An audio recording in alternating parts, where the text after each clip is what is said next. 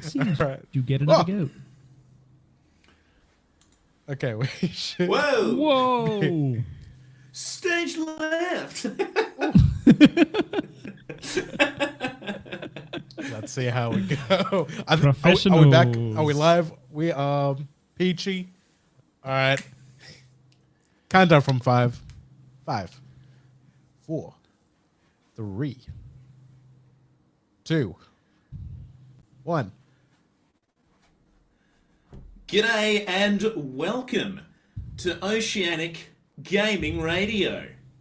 I am your host, one of your hosts, Captain Perth. Great to be here. Thanks for having me. Hope you guys are enjoying the start of your week. It's a Monday, beautiful Monday here in Perth, Western Australia, and alongside me is Grizzly Gaming 86. Me good old mate. G'day, Capo. How are you, mate? I'm doing great, mate. And Doing viewers, really how are the viewers going? Everyone going well?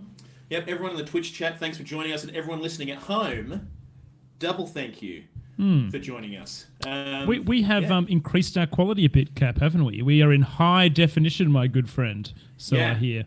Yeah, well, that's the thing, right? C. So we've got a lot of shit happening this time around. So I've had a full setup rejig. Yeah, look at you dancing around, mate. Yeah. This is insane. Check that out. So I'm ready. I think my audio might be a bit funny this episode, so apologies in advance. But we've also started using a different podcasting software. Excuse me. So we actually have better video quality. So if you do watch these episodes, wherever we post them, on YouTube or wherever we post them, I don't even know if we do that. I believe we're looking at putting video podcasts onto the Spotify as well. So that if we don't have that by the time you see this, that might be something you see in the future, which is pretty cool. Pretty cool, pretty hip. Yeah, so keep an ear out for, well, I guess any audio funkiness. If you notice anything, let us know in the chat and or comment somewhere, I suppose. Add us on Twitter or some shit. You have the power, until Elon Musk gets a hold of it, and then you might not be able to at people or something. I don't know. He might do something really funky. So who fucking knows? But Grizz, talk to me. It's been 2 weeks, dude. We missed an episode, so that's another thing. This episode might be quite big. Yes, a big long one. So strap yourself in. Yeah, well, Cap, we missed Mother's Day, mate. We missed the Mother's Day celebration. We did. Yeah. So, which was fun. It's Mia hasn't given birth yet, but I said, I'll get you a Mother's Day present. So that was technically her first Mother's Day present, which was pretty fun. But what about you, Grizzle? What did you get up to, mate? Went into the Swan Valley to a cider brewery. It was called Funked, Funkd. Do a bunch of very interesting ciders. Yeah, that was great, man. Had a couple of drinks, a couple of beers with the family and everything else, and enjoyed it. Yep, my wife is an amazing mother. I've got 3 kids, and she is just God's gift to me and those girls. So she was very spoilt and everything else.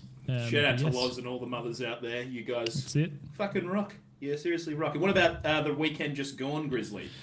Well, Capo, Friday night I went to a tequila bar in the city after work.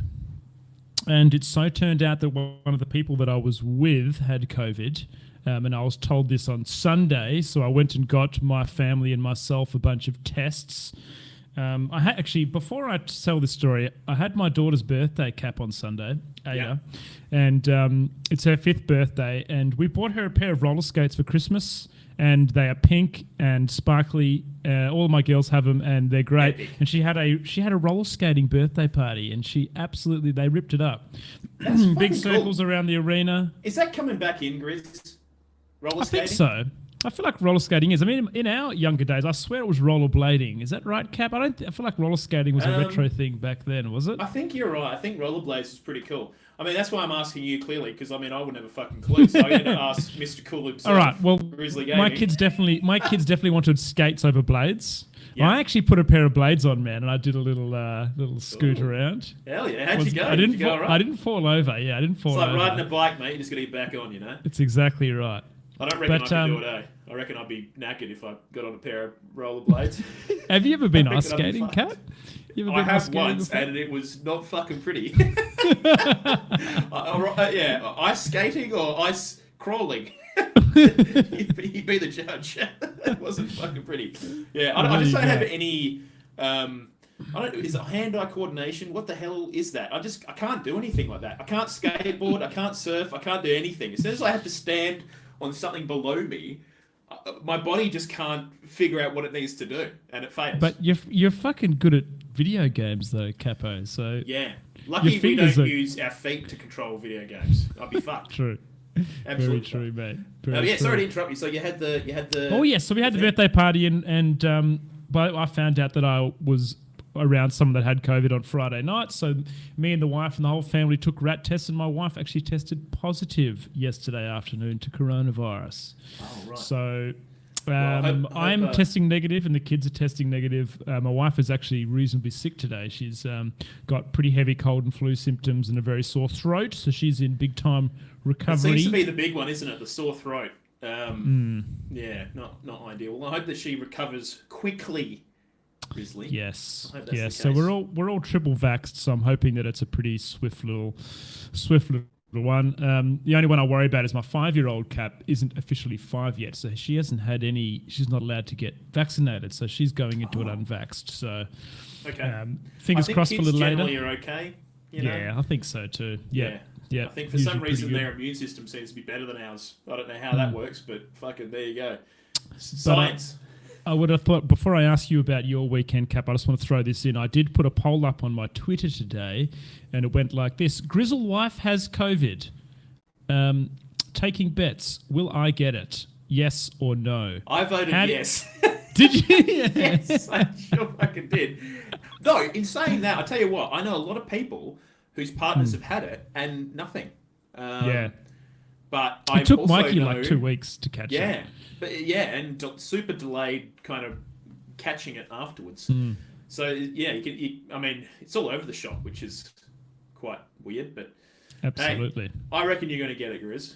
I reckon it's about time you got sick, mate.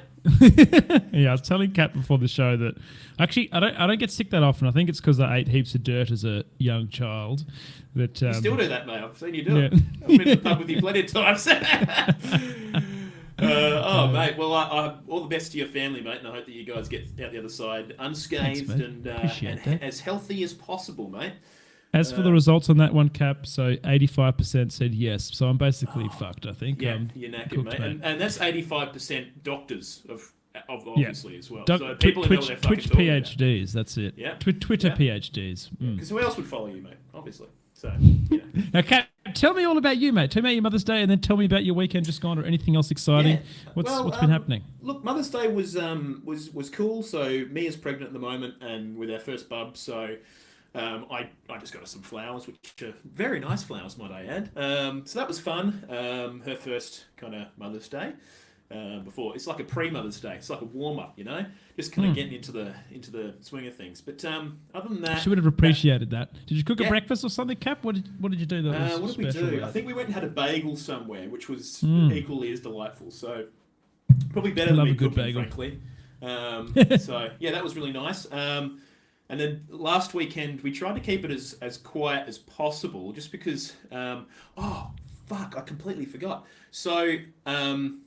Not last weekend, the weekend before, Mia had a reaction because she's anaphylactic to pine nuts, pistachios, and cashews. And so we were in hospital for most of the day. Ended up taking the Monday off, which was the day we were supposed to podcast. And then the podcast kind of just fell apart in terms of just everyone kind of just, it was all busy all at once. And it was just too difficult. So we decided we'll just delay it for a week, which was awesome at the time. But yeah, so Mia had a reaction then. So the following weekend, which was last weekend, said, look, I just want to cruise because I was just been so tired ever since that day, basically. Just been catching up on sleep. Even though I had Monday off, I just felt like so tired.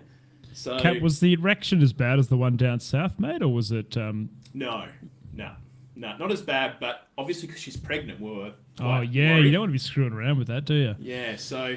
We're like, do we give her an EpiPen or don't we? And then, it's just one of those things. Apparently, you're supposed to do it regardless, which we know now. So, kind of a nice dry run if we ever have to do it again, touch wood. But, so that was that weekend. And then last weekend, I tried to just sort of take it as easy as possible. I pretty much didn't do anything last weekend. You built I don't think I did fuck all. you built your desk, Cap. You've got a new desk, I mate. built my desk. Yeah, I forgot about that.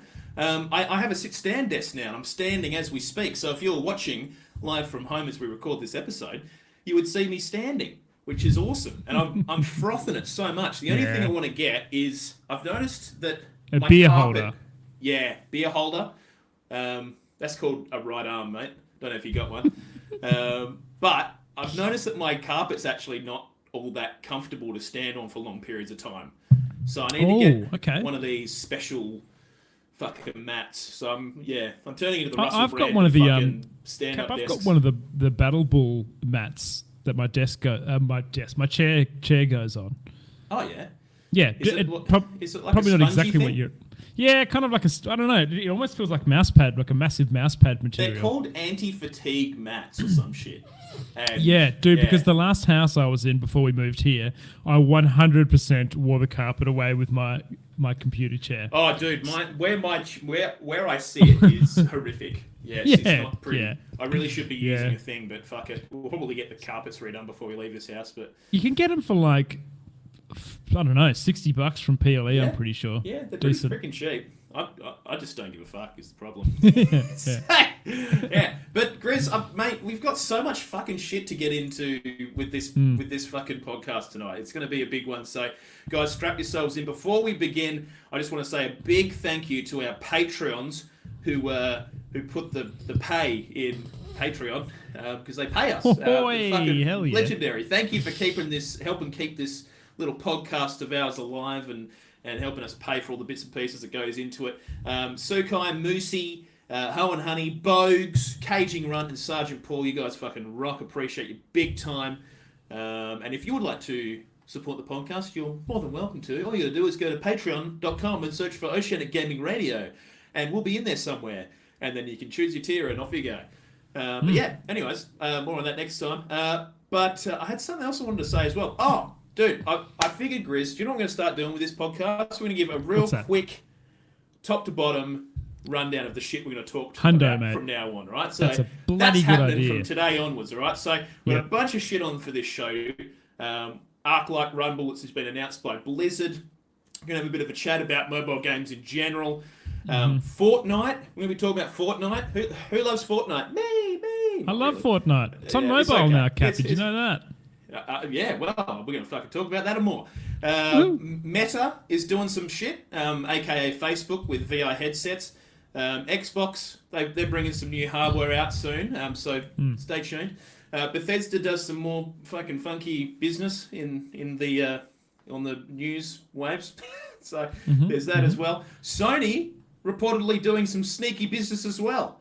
So PS5 news potentially. So we'll get into that as well later. Square Enix just continuing their fucking spiral into oblivion of the blockchain oblivion that I like to call it. Just guys, please pull your head out of the sand, get your shit together and stop fucking doing it. We'll tell you more about that during the show as well. Also going to talk about what we've been playing and our quickfire round with a bunch of extra shit. So fucking get excited for that. But Grizz, we're going to go back.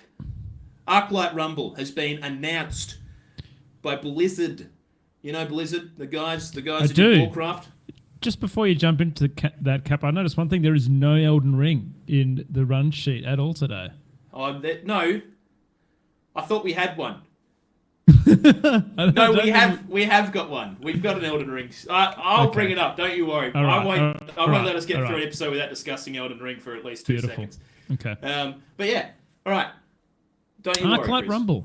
Yeah. Tell me about Arclight it. Rumble. Tell me about It's a brand new mobile game coming to you from Blizzard Entertainment, releasing sometime this year, 2022. It looks like a fucking mobile game. Have you seen it? It looks like it should be on mobile. At it. Yeah, I had a quick look at it. You know, I will say one thing here, Cap, because I know that you've been saying this in previous episodes, how cool it would be for World of Warcraft to create more IPs from the franchise. Well, here you go, Cap. You've got it, mate. You asked for it. This is it. Yay! Not really. Look, it's fine.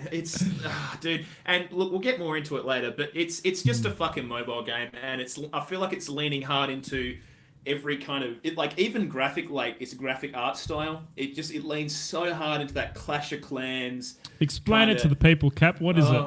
What is it? It's kind of like, how do you even describe that? Like little miniature figurines in like plasticine kind of like graphic. Like, does that make sense? It just looks too happy. And it's essentially like happy. it's a PvP PvE game essentially where it's like tower defense. You spawn characters on a map that you can invade people's towns, and Clash of Clans was massive for a while. I mean, and I think it still is fairly big. Is it still pretty big? We had a friend of ours. Remember that guy Roak? Do you remember him? Kat? Yes. He was. Yeah, I remember Roak. He was like a partnered Clash of Clans streamer essentially.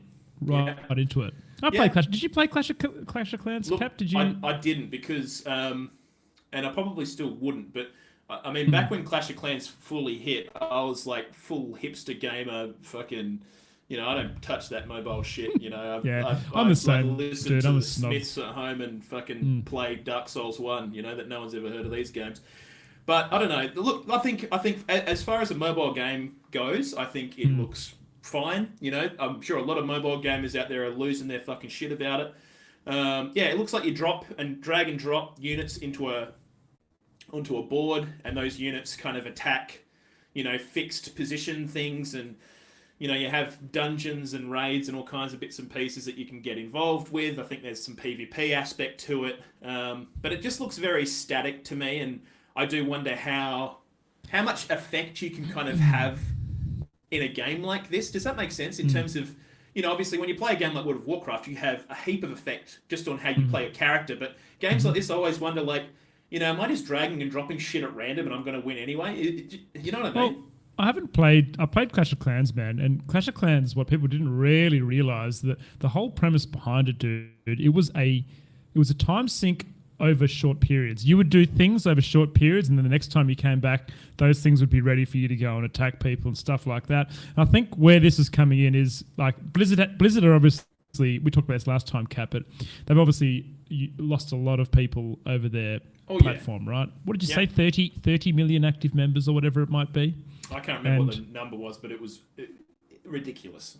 I feel like this game isn't designed to be a masterpiece. This is like a cookie cutter. Get people on board and playing. But I tell you what, dude. Like, from what I can see, I think they're doing the genre justice, and as from a purely like development standpoint, I think that they've created something that seems to fit that mold really well. They're using their IP to its fullest, and I think ultimately, Grizz, I tell you what, one thing that surprised me is the monetization that they're planning to implement. Oh, I didn't read that. Tell me the monetization model. How are they doing this? They have explicitly said they won't be putting loot boxes into the game.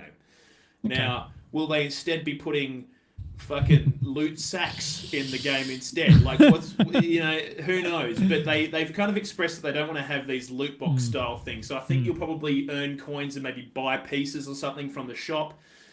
So you actually don't have that randomness there. The way Clash of Clans used to work is you'd put an order in to build X amount of things.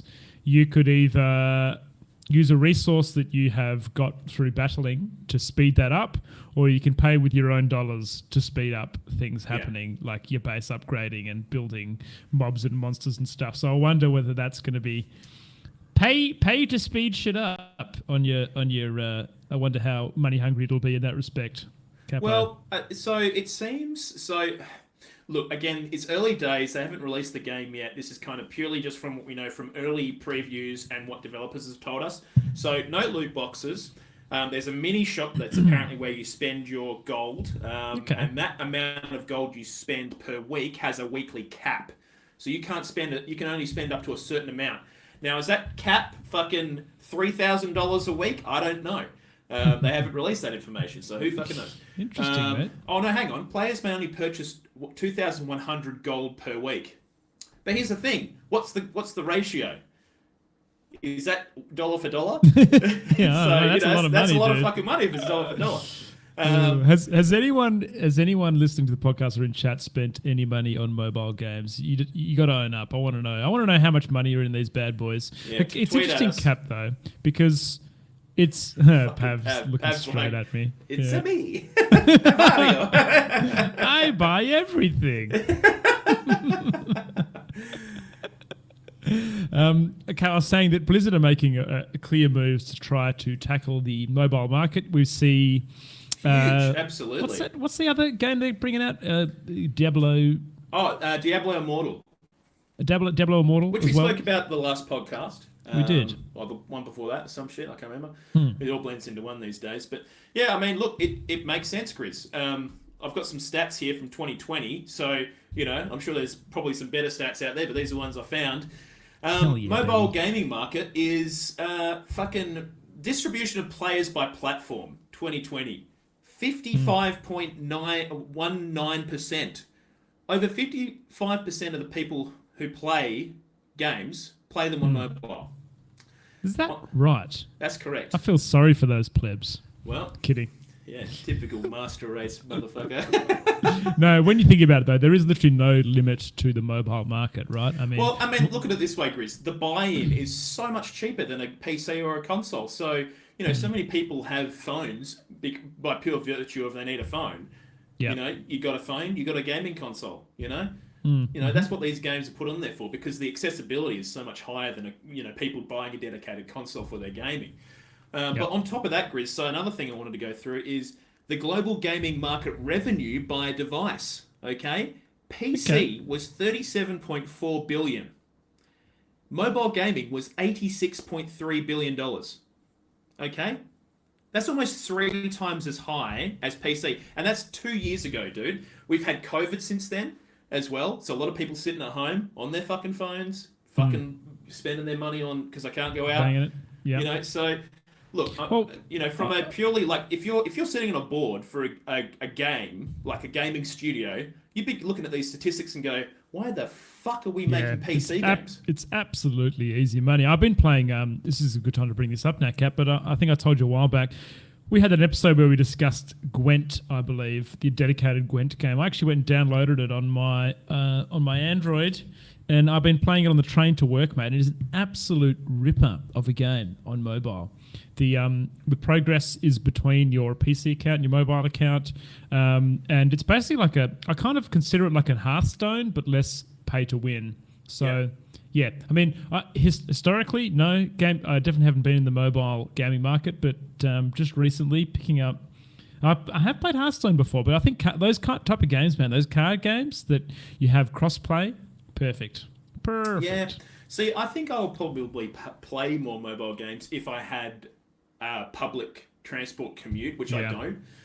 So I don't really have any time that is kind of free time where I'm not at home, where I've actually got my PC or my consoles or whatever, where I could potentially fill it with some gaming on my mobile. The one thing I do look forward to is I actually think I probably will give Diablo Immortal a crack, because I think it actually looks pretty reasonably good for what it is. Yeah. But yeah, I don't know, Grizz. I think I just think mobile gaming, like, even if you think about public perception, you know what I mean? Like, people put so much effort into developing these PC console games, and people just shit on developers. And so, you know, you have this public perception where people are just ramming these games with shitty fucking reviews and all this other stuff. Mobile games don't have that. They just release a fucking game and people play it and spend shitloads of money. You know what's messed up about that is I honestly feel like mobile games are the fucking worst for pay to win, like advertising in them, like all those mobile games are just full of bloat, but people full of buy bloat. them. People fucking buy them. Yeah. You know, someone in chat, Harlan Honey's saying, I also wonder if those stats are inflated by microtransactions. Got to remember, a lot of these games are completely free to play, and microtransactions are the only way for you to buy things in those games.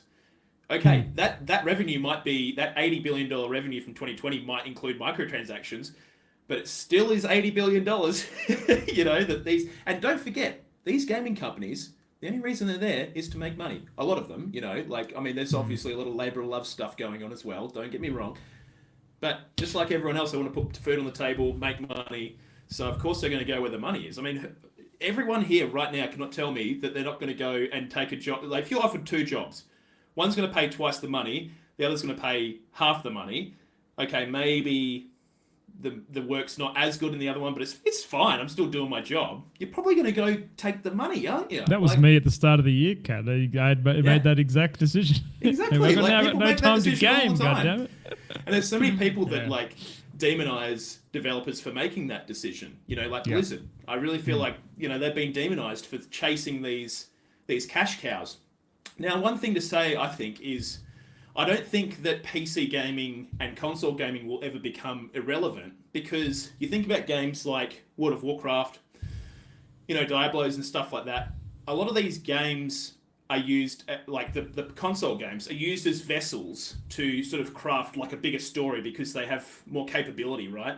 Whereas with your mobile experiences, they're kind of narrow and, you know, so there's still, obviously these PC things are always going to be important, but, you know, why not go and have the cream as well? You know, like it just makes a lot of sense from a business standpoint. I still think there's a lot of market to had in the mobile gaming, and I'm gonna pose this to you this way, Cap. Is there any mobile game to date that has been delivered in a way that makes you really want to go and play it? Mobile game. No, do you know what? Probably the only one, and it's probably the one that has the most controversy about being a mobile game, is Diablo Immortal. Okay. It's probably the only game I've ever gone, I want to give that a crack.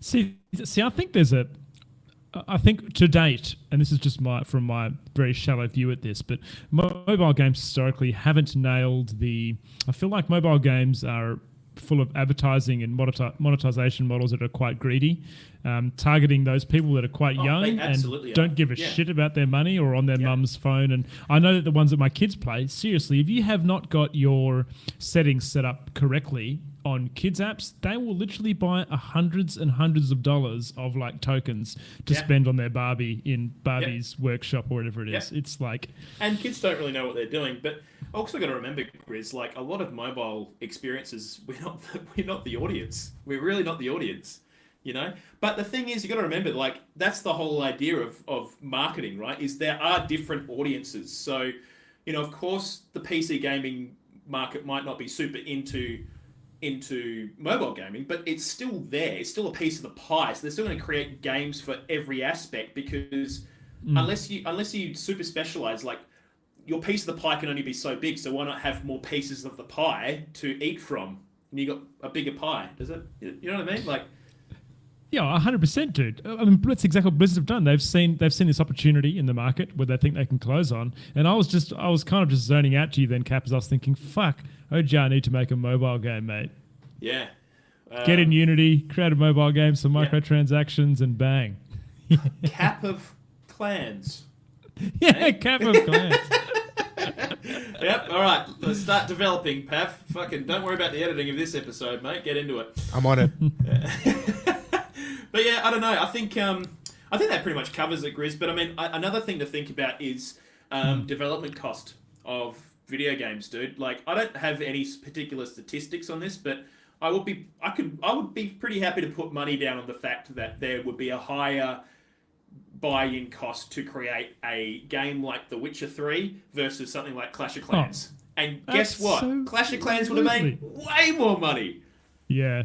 No shit, man. Probably. I don't know for sure, but, you know, like, it's just so many aspects to this, and it causes so much outrage by a lot of the kind of hardcore community of gamers, and it's just like, mate, I'm sorry to say, but you were a fucking drop in the ocean of mobile gamers, and, you know, the fact that these people just keep spending money on these pay-to-win games, hey, they're rewarding the developers twofold, and hey, these developers have put the time and work into it. I mean, if you don't like it, don't buy it, but the thing is, people are buying it. You know, so what do you do? Do you see yourself playing this game, Cap? I'll probably download it and give it a whirl, but I won't buy anything. Okay. I mean, I can't tell you the last time I did a mobile transaction. I can't. I'm going to come and raid the shit out of your little city, mate, and take all your... Good luck, mate. I'm going to buy every single fucking thing I can now. That's it. I'm buying the whole fucking app store of shit, and I'm going to fuck you up. I tell you what, though, like, it doesn't look horrific. It just looks mobile-y. And, I mean, look, if the monetization isn't going to be too egregious, you know, it seems like he's doing a pretty good job of, like, utilizing the Warcraft IP as a as a vessel for this particular game. They've got Dude, the I reckon Alliance, the Horde, Beasts, Blackrock, Undead. Those are all. I reckon Blizzard are going to be smart about it. It's not worth risking their IP, worth risking over shady monetization practices. Surely they're going to be a little bit clever about it. And Cap, you know what? They've had little like games and bits and pieces through WoW and stuff for so long. Yeah, absolutely. I think Blizzard has had enough time on this planet and in this ecosystem of gaming to know what does and doesn't work in terms of public perception when it comes to microtransactions. Do you remember when Overwatch loot boxes were first announced and they fucking copped it. Absolutely. They've had plenty of controversy about this stuff. It does seem, based on the very little information that's out right now on the monetization of this game, that maybe they've learned some lessons. They're going to make it less pay to win, if at all. And yeah, we'll see how it goes. It looks interesting. Go and check out the trailer. It's just one of those cutesy, mobile game trailers. Looks a lot like Clash of Clans. But hey, there's going to be a lot of people who are really excited about a game like this. And I'll probably give it a crack. I can't imagine sticking with it for too long. I'll download it. 3315 Nokia, yep. Yeah. Alongside Snake 2. I'll emulate it on my fucking 3080 Ti, mate. Dude, that'll be Barry. Fuck, I'll never forget going over to Barry's house and he's got like Pokemon Go across 3 monitors on 3 accounts and he's in Asia harvesting some kind of Pokemon using some like VPN GIS virtual setup. That is so fucking Barry. For those at home listening, Barry's like just that guy. Our mate who is just that guy. He is the guy that does shit like that. He is the guy. But yeah, so anyways, moving along, Grizzly Gaming 86. Fortnite. So Fortnite had a lot of controversy behind it, Grizzly.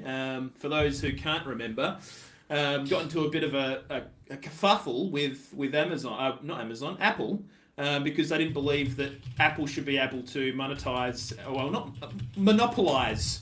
their own devices and device store, and so they shouldn't be taking as big a cut as they are, which, I mean, you can say that, but then it's very difficult for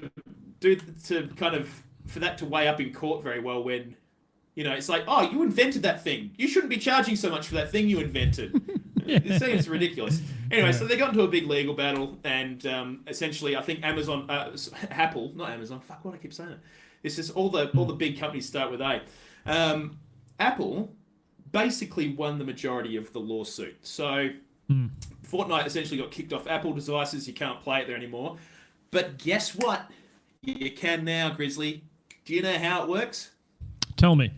So you can download the Xbox Cloud on your Apple device and stream Fortnite live to your device via xCloud.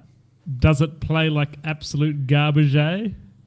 Tell you what, I was in the beta for the xCloud when it first happened, and I was insanely impressed with how smooth it was. So I haven't played Fortnite because on the xCloud, but I'd imagine if it's like everything else that they've done with the xCloud, I imagine it's not too fucking bad. Would you give it a crack, Grizz? Would you stream a bit of Fortnite on your iPhone? I do enjoy Fortnite, especially the no build. I don't know, man. I remember when PUBG came to mobile. I'm pretty sure PUBG Mobile is still a thing. And I don't know, dude. Like, playing shooters on a mobile, I don't know how that's going to go. I think the only thing that I'll consider playing is, like, RTS card games and, I don't know, stuff like that. And even then, like, why would you stream them through xCloud? Unless, I mean, the thing is, it clicks in with your Xbox Game Pass if you pay for the Ultimate subscription, so you can play it streamed to your phone if you wanted to. Okay. You pay the extra to get that as a tack on, but and there's all kinds of shit you can play as well, Grizz. Like, I'm looking here at the moment. I mean, you can play Halo Infinite through xCloud, Destiny 2, Apex Legends. Yeah, are you serious, dude? Yeah. So imagine having that on your phone. Because you can also you can get controllers that you can hook up to your phone as well, and then you're like, that is big gameplay. Just take your controller and your phone on the train, and bang, you've got like a. Yeah, I don't know. To be quite honest though, Grizz, like, I can't think of a worse way to play a console-style game like this. I've tried so many times to just do some casual gaming on my phone via the PS5 remote play and stuff, and just... Is it no good? The screen's too small. It's just way too fucking small. You don't get all the nice vistas. Like, I tried to play Horizon Zero Dawn a while back on it, and it was just too small. Like, it was just chuck very it in difficult. one of those mobile VR headsets, Well, mate. that's not a fucking bad idea, to be honest. Fully well, I immersed was in thinking there. maybe if you had a tablet or something a bit bigger, just to kind of give you a little bit more resolution. But maybe that I don't know. Like, how does it go with extra added resolution across your network? Does that kind of chug a little bit? Do you suddenly? I don't know. Who fucking knows? So I tell you, freaking anyways. what though, Capo? Fortnite, mate. I thought Fortnite was going to be a flash in the pan when Ninja took that to new levels on Twitch, and it was like the game of the season. Yeah. Fortnite has continually managed to stay relevant through having it available across multiple platforms, and the way that they monetize the game. It's a free to play where you can spend money on the battle pass, and even doing things like bringing back the no build recently and bits and pieces. Yeah. I think they obviously got a few brains behind I tell you the what, old. dude. I think they've just been very smart with building that as like an ecosystem for you to exist in. Like, they've obviously done all the like concerts and shit that you could go and see inside Fortnite now, and I believe that they're actually. So I've done no research on this, so I'm sure someone's going to be like, Capo, you're talking fucking garbo. But I did see somewhere that they're kind of trying to create a bit of a kind of mod app store kind of thing that kind of goes up against something like Roblox. Okay. Trying to click into that Roblox thing. Oh yeah, Roblox is huge, mate. Absolutely, it's massive. So they're trying to give you like. Well, they've got the game engine that sits behind there, right, Cap? Like the Unreal Engine that sits behind all that. They got the whole fucking lot. So they've got. You could go and fucking shoot someone in Battle Royale and then go and play Robloxy. Tell you what, dude, stuff Roblox is actually pretty dang impressive. I don't know if you've spent any time playing, but I've never been in it. My two daughters love it, man. And the variety of... Think of any AAA game, like Dead by Daylight. What is that? What is that fucking TV series on Netflix about? Oh, I was thinking of the same one. They do all the challenges, like... Squid Games. Squid Games. There's like a Squid Game one, and they're actually pretty good little renditions of them. Someone mods this kind of like you basically it's kind of like just Lego and you just build your own thing, right? People have made millions of dollars, Cap, from creating almost being a game dev on Roblox. Inside Roblox. So that's how it works, is it? So you can actually monetize your mods. They get a cut of the Roblox spent in the mod. Right. Okay. Yeah. Jeez. Yeah.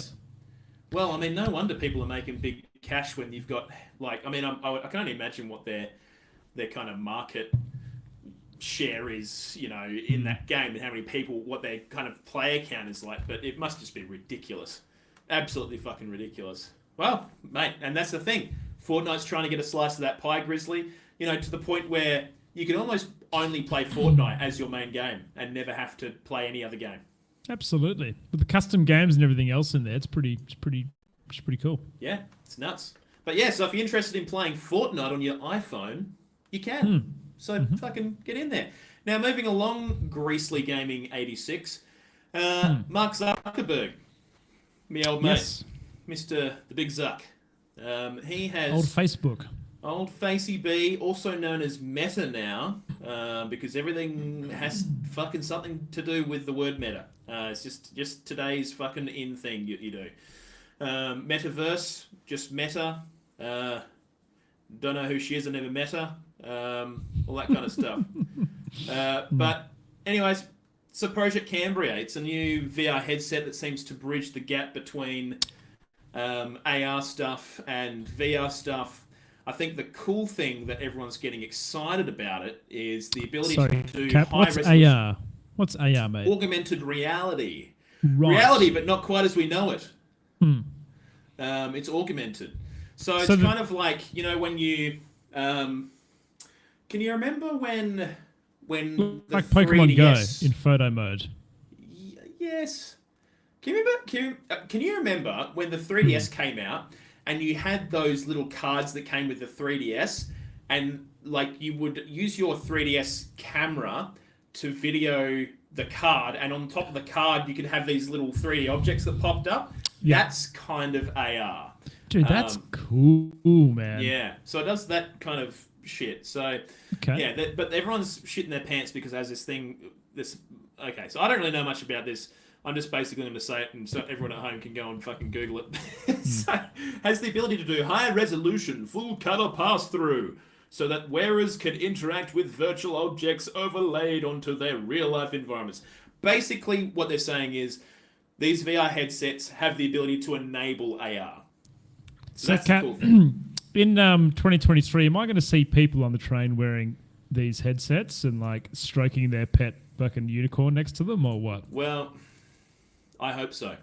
And it might even get more weird, Grizz, because I know that there's some universities testing like facial feedback for these devices. And what does that mean, mate? Apparently they're getting okay, so if you shot someone and you're wearing like a feedback suit, you'd feel where the shot goes. They're doing ones for your face. And apparently it's also in the mouth and stuff like that. So you can feel when someone punches you in the face. Yeah, in or if you jump on the Pornhub VR site, maybe you give someone a blowy or something. I don't know how it works, but that's got him excited, ladies and gentlemen. So yeah, it's all happening here soon, mate. We'll get to a point where we just basically surgically implant these devices straight onto our faces, and we just never leave the metaverse. So I must admit, Cap, I didn't do my research here, but I thought that this was Facebook's new take at VR, coming up against PSVR 2, which PlayStation's I think Meta's just kind of doing their own thing. I don't think they're really specifically going for the gaming market. Obviously, PlayStation are kind of gamifying everything, and I think VR inherently lends itself to sort of gamified experiences because that's the cool thing about VR is you go and experience things that you've never experienced before, within your periphery. But I think Facebook is leaning probably more towards, they did like a lot of in their videos, a lot of like work related stuff, so like virtual note taking and stuff like that, and having all your windows up in front of you, and scooting across all your different computer windows, and working within that environment.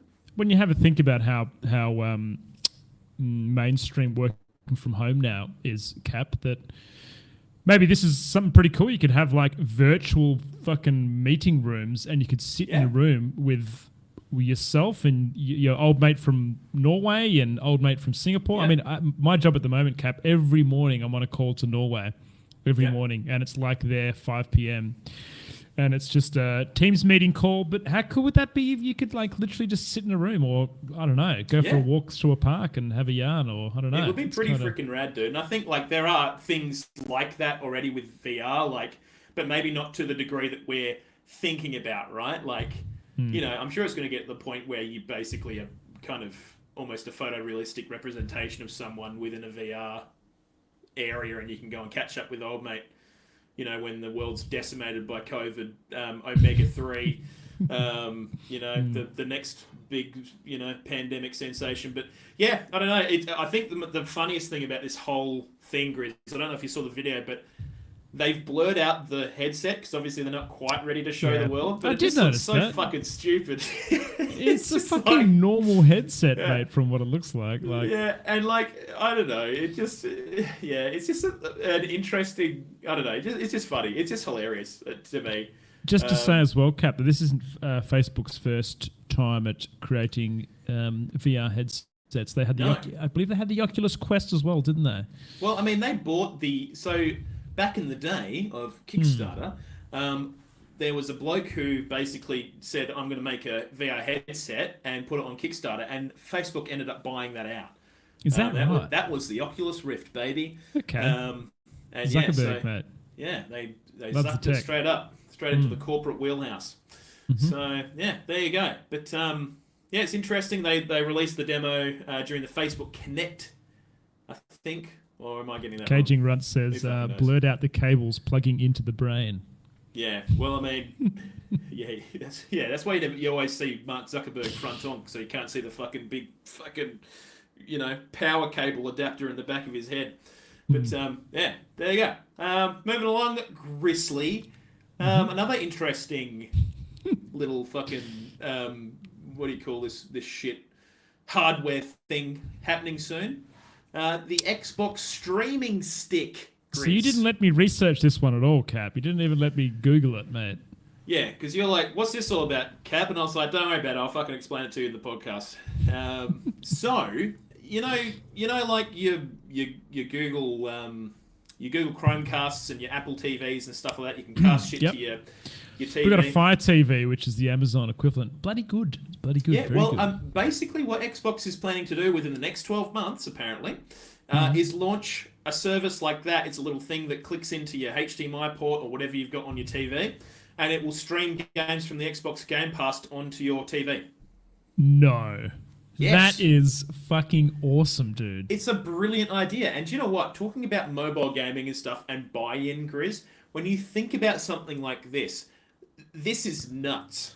This is actually getting closer towards bringing that mobile gaming kind of, piece of the pie and giving them an option that maybe is a little bit more achievable financially.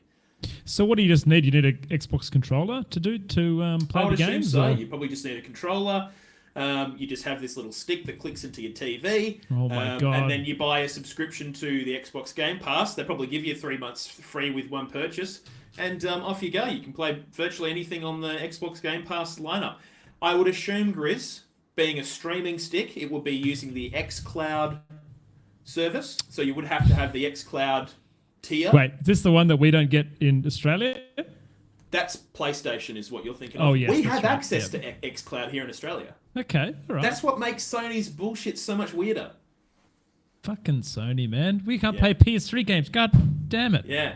Well, I think it's just them making the economical decision that they can't be bothered rolling out hardware, here in Australia, just for that, because I don't think they think that they'll make their money back on it, which they probably won't. So I wonder what the minimum. Here's the thing. Here's my first concern with this, Cap, is that the one that we've got, it's going to be on Wi-Fi, right? From a TV on Wi-Fi. What's like the latency and quality going to be like on the old Wi-Fi without being able to hardwire anything in? Well, it's going to be completely dependent on your internet connection. So if you've got shit internet connection, it's probably not going to be that great. And it's not going to look amazing. I'm sure there'll be a minimum base spec that you need to meet in terms of a network test. And I would assume that they'd have some kind of tool that would help you figure that out before you buy something like this. But I mean, you're going to need a decent thing, some kind of network test. I'll tell you what, man. I was blown away by the Fire TV and the quality of that. Like, it literally turns I'm sure it's the same as Chromecast and that kind of thing, but it's like you say, you just plug it into the HDMI cable and you've got a smart TV out of any TV, any TV ever. Yeah, and you get all your apps on there, the whole lot's fucking ready to go. It's quite impressive. But yeah, I don't know. I actually honestly think this is a really cool piece of tech. Like someone like my dad would actually probably be super keen on something like this. Yeah, 100%, man. I wonder if we're going to see PlayStation try to come out with a competitor to this. Maybe. I can't see them as much as I can with Xbox. Obviously, they are physically doing it, and we have that confirmed. But I just think Xbox is in a better position in terms of their Xbox Cloud, actually having an xCloud kind of like, and an actual Game Pass, which, PlayStation has technically a Game Pass, but they don't do game streaming apart from their PS3 games, I don't think. No. And just as a side question to this, Cap, do you think the streaming stick will fall under an existing tier of the Xbox Game Pass to get access to streaming games, or do you think it will be something separate? I would have thought that you will have to buy in at whatever the tier is for streaming your games now. So I believe you have access. So if you buy Games Pass, I can't remember what it is. If it's like $12 or some shit, and you probably pay like 16 or something to have Xbox Cloud chucked in. So you probably just pay that per month to play, the full suite of Xbox Game Pass games, which I think is a pretty fucking sweet deal. That's not bad, man. That is not bad at all. Yeah. And Xbox really are securing themselves as being this little multi-platform monopoly here, where they're just slowly getting all these bits and pieces. They're just ticking all these boxes over time, And obviously PlayStation is just going ham on the console exclusivity single IP market, and they're killing it. Yeah. But Xbox is just going, well, we'll have that over there, and a little bit of that over there. You know, just all under Sony's nose. But yeah, I don't know. It's I think this streaming stick's really fucking cool, and yeah, it'll be interesting to see how they price it all up. But I would imagine it's going to be a shitload cheaper than buying a whole console.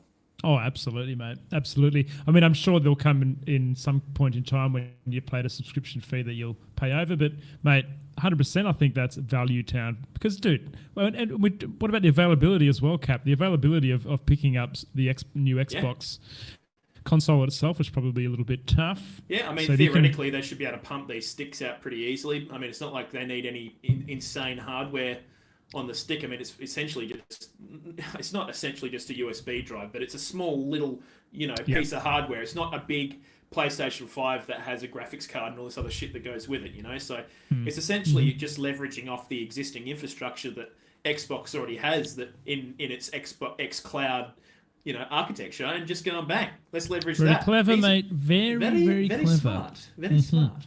But yeah. All right, Grizz. On the same kind of vein, Xbox parent company to, Bethesda. Remember that one? Remember they bought Bethesda, said, fuck it, we'll buy it? Yep. All right, so Bethesda has announced that Starfield and Redfall will be delayed to next year, Grizz. It was supposed to be coming out, I think, November this year, but they have released a tweet saying, we've made the decision to delay the launches of Redfall and Starfield to the first half of 2023. The teams at Arcane and Bethesda Game Studios have incredible ambitions for their games. We want to ensure that you receive the best, most polished versions of them. And they say some stuff about how they can't wait to share their first deep dive into the gameplay for both of these games. And Grizz, I bet you it's going to be at the next Xbox event, which will be next month. Huge call, Cap. I agree with you. I've never heard of Redfall. What the hell is Redfall? Yeah, so look, I actually completely forgot that game existed. It's some weird vampire fucking PvP, PvE thing. I was hoping you might have figured out what it was. No.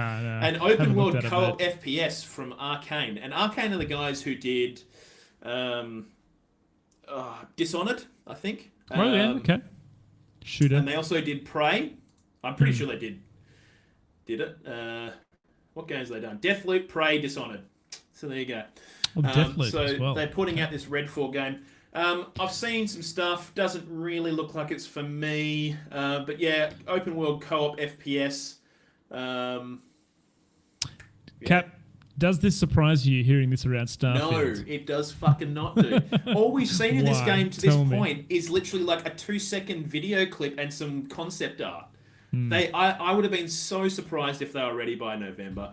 Not to mention, I'm going to jump into my episode 15 notes here, Cap. But we had a section on one of the Starfield devs that was talking about the engine that sat behind Starfield and was basically saying it was a bit of a steaming pile of shit. While the game looks nice, they had issues with the engine itself and flying. I believe flying was very clunky. So I wonder if they're...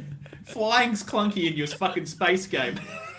Imagine that. Imagine releasing that, though, dude. So, look, I think obviously Microsoft has a bit of cash, I think now that Bethesda's not beholden to, only investors and people who own shares and whatever. I think now that they have Microsoft as kind of the lead on that, and they can kind of bear the brunt of maybe a little bit of financial burden to elongate the amount of developer hours they can pump into this game, I think they made probably a pretty good decision because, I mean, dude, imagine if this game released and they had another fucking Cyberpunk. Yeah, absolutely. People would just lose their There's shit. actually been a little bit of gameplay leaked on Twitter, man, over this game recently, Starfield. Have you seen? Did you see that at all? I haven't seen it. I didn't know that. It was a bit of a meme video. Someone in one of the starships killing and collecting bodies and stacking them all up getting them naked and stacking them all up on each other. It was like this tower of but dude, the graphics looked fucking really impressive though. I will say really? that. Yeah, it did look really impressive, and the physics behind the bodies, which is a bit fucked up, but yeah, pretty impressive so far from what I saw. Yeah, okay. Good ragdoll physics, mate. Which you would want to hope so again in your space game where you've got all kinds of space things happening. But yeah, I mean, look, Grizz, I think I would personally expect to see, some gameplay at the next big Xbox Bethesda game showcase, which has been announced for, I'm pretty sure, June. I'm just going to double check that. Actually, Perfect. Pav, can you just double check that date for me, mate? Xbox game showcase 2022. But yeah, I would imagine we'll probably see some deep dive gameplay then for both these games. And then, yeah, hey, look, if they need to take more time for a game, I hope that we can live in this society. I mean, obviously, financially, it's difficult for these companies to continually not be making money off a new game. Pav, hit me with it. What do you got? June 12th. June 12th. There you go. Xbox Game June Showcase. 12th. Mate, absolutely perfect time. Perfect time. Yeah. Look, yeah, release some gameplay, take another 7 months or whatever to iron out all the kinks. I'm sure they won't iron them all out, but I'm sure they'll have a pretty good whack at it. And hey, it'd be nice if we could just have developers go, let's not release this as a steaming pile of shit. Maybe let's just get a few, wipe a few of the flies off the shit and take a bit of the corn out of there and, pretty it out a little bit and just make sure it isn't a giant steaming pile of shit. It's just a little piece of shit. Just a little piece of shit, yeah. Yeah. I'm sure it'll be a little bit funky on I'm release. slowly beginning to get faith in this game, Cap. Slowly beginning. Yeah. I don't know. It's Bethesda, dude. I mean, the last time they created a game that wasn't just bug-ridden day one was a very long time ago. In fact, I would almost say they've never released a game like that. But Arcane Studios, on the other hand, have been pretty good with their games. But, yeah, we'll see. We'll see what happens. We'll see what happens, Grizzly. My good friends. Looks interesting. Do you think... based on the very small amount of information I gave you about Redfall, this vampire, upcoming first-person shooter, weird co-op open world thing, do you reckon you give it a crack? 100%. Sounds right up my freaking alley, Cap. Yeah. I just want some good PvE co-op games to fucking clamp. So, Grizz, I think it might be Left 4 Dead-ish. Is it? Oh, great. Yeah. Actually, wouldn't mind going back to play that. But the one thing that I'm really looking forward to that's not on the run sheet that I'm going to mention here in the same light of being a co-op PvE game is that the new 40k Warhammer. Oh, dude, I'm so fucking Dark excited. Tide. What's that called? Dark Tide. Yeah. Yeah, baby. Dude, give it to me. We got to get into that. Yeah. Well, there you go. All right, moving along, Grizzly. Sony is reportedly working on a PS5 Pro. What the fuck? What the hell, dude? Dude, it's been like 2 years. What the fuck? Why are they doing this, Cap? Why are they creating PS5 Pro? Probably because they're having so many component problems. And I dare say that graphics cards are now cheaper after the, we've gotten through the majority of the pandemic. Well, touch wood, fucking. But maybe, graphics card prices and stuff are stabilizing, and maybe they can put some better stats into spec stuff into a PS5 now that maybe costs them less because things have stabilized a little bit. You know what's fucking crazy, Cap? My PS5, you can't say the same because you got a new rig, but my PS5, dude, runs like better than my gaming PC now. That's how good the specs I mean, hey, I was the same when I fucking bought my PS5. And they're making a PS5 Pro. Like, it's just bizarre. I feel like people haven't even had a chance to buy games, and I feel like developers haven't even had a chance to develop games for the PS5 standard. And we're going to get something better. Barely had many, exclusive titles for the PlayStation 5, really, when you think about it. Like, we still haven't even had God of War Ragnarok hit shelves. Oh, yeah, true.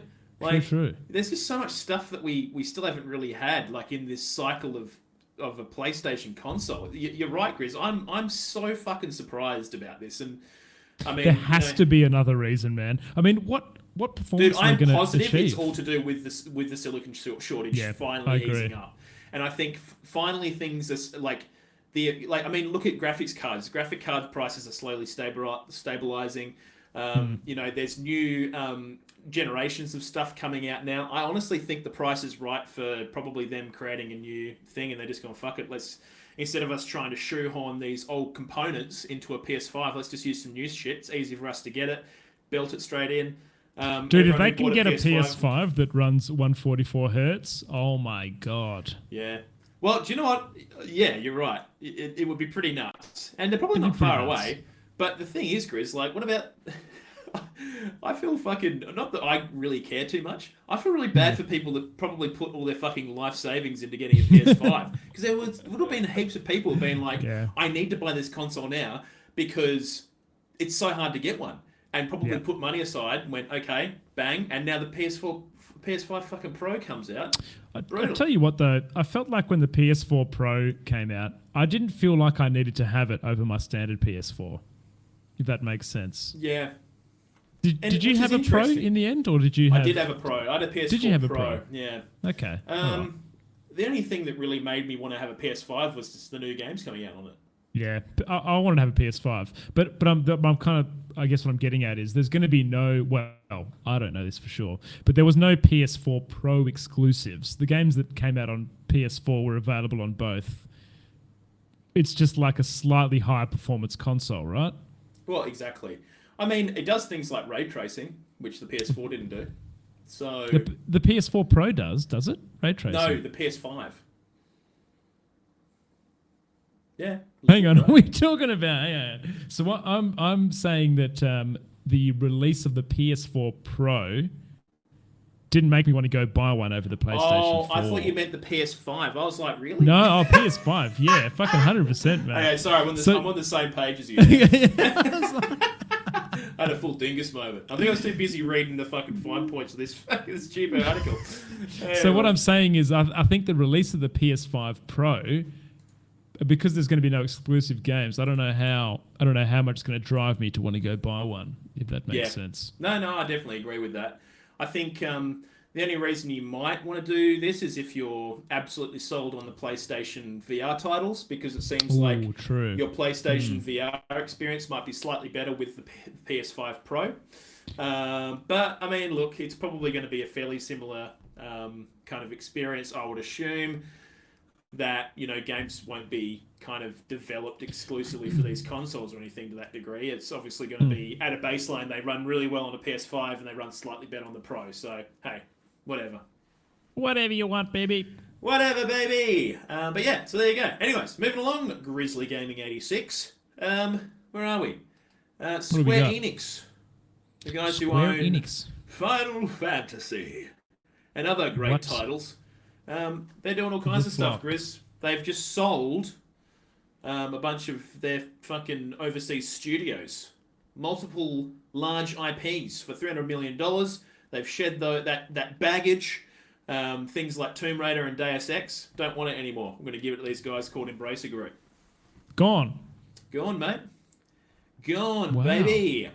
Which is quite interesting. So they're selling Crystal Dynamics at Eidos, I can't remember how you pronounce that, but Eidos Montreal, and Square Enix. Didn't we recently talk about a new Tomb Raider coming out? Cap, isn't there a new Tomb Raider in development? They did indeed. Yeah. But look, I think I'm going 4D chess with you, Grizz. Okay, give it to me. They are shedding baggage because they want to become the Final Fantasy shop, and that's what they do. And they do all kinds of Final Fantasy things and Final Fantasy related stuff. And they want to shed this baggage, get rid of it because it doesn't make as much money as everything else they do. And they want to sell themselves to Sony. I don't see why that doesn't make sense. Maybe. So just focus on Final Fantasy IPs and bits and pieces that they know they're doing well. Yeah, these are the things that make the money. You know, I don't think Deus Ex did insanely well, their last iteration. And I don't think the Tomb Raider games have been, you know, insanely lucrative for them. Slightly controversial here, Cap, but I've never enjoyed a Tomb Raider game, mate. Apart from the Perv, that's about it. I'm pretty much the same. You know, I feel like they're always clunky, Yeah, I kind of feel the same way, dude. I always thought they're okay. They're not epic. I feel like Uncharted was, as a similar Tomb Raider style game, just was leagues above what Tomb Raider ever was. Yeah, I don't know.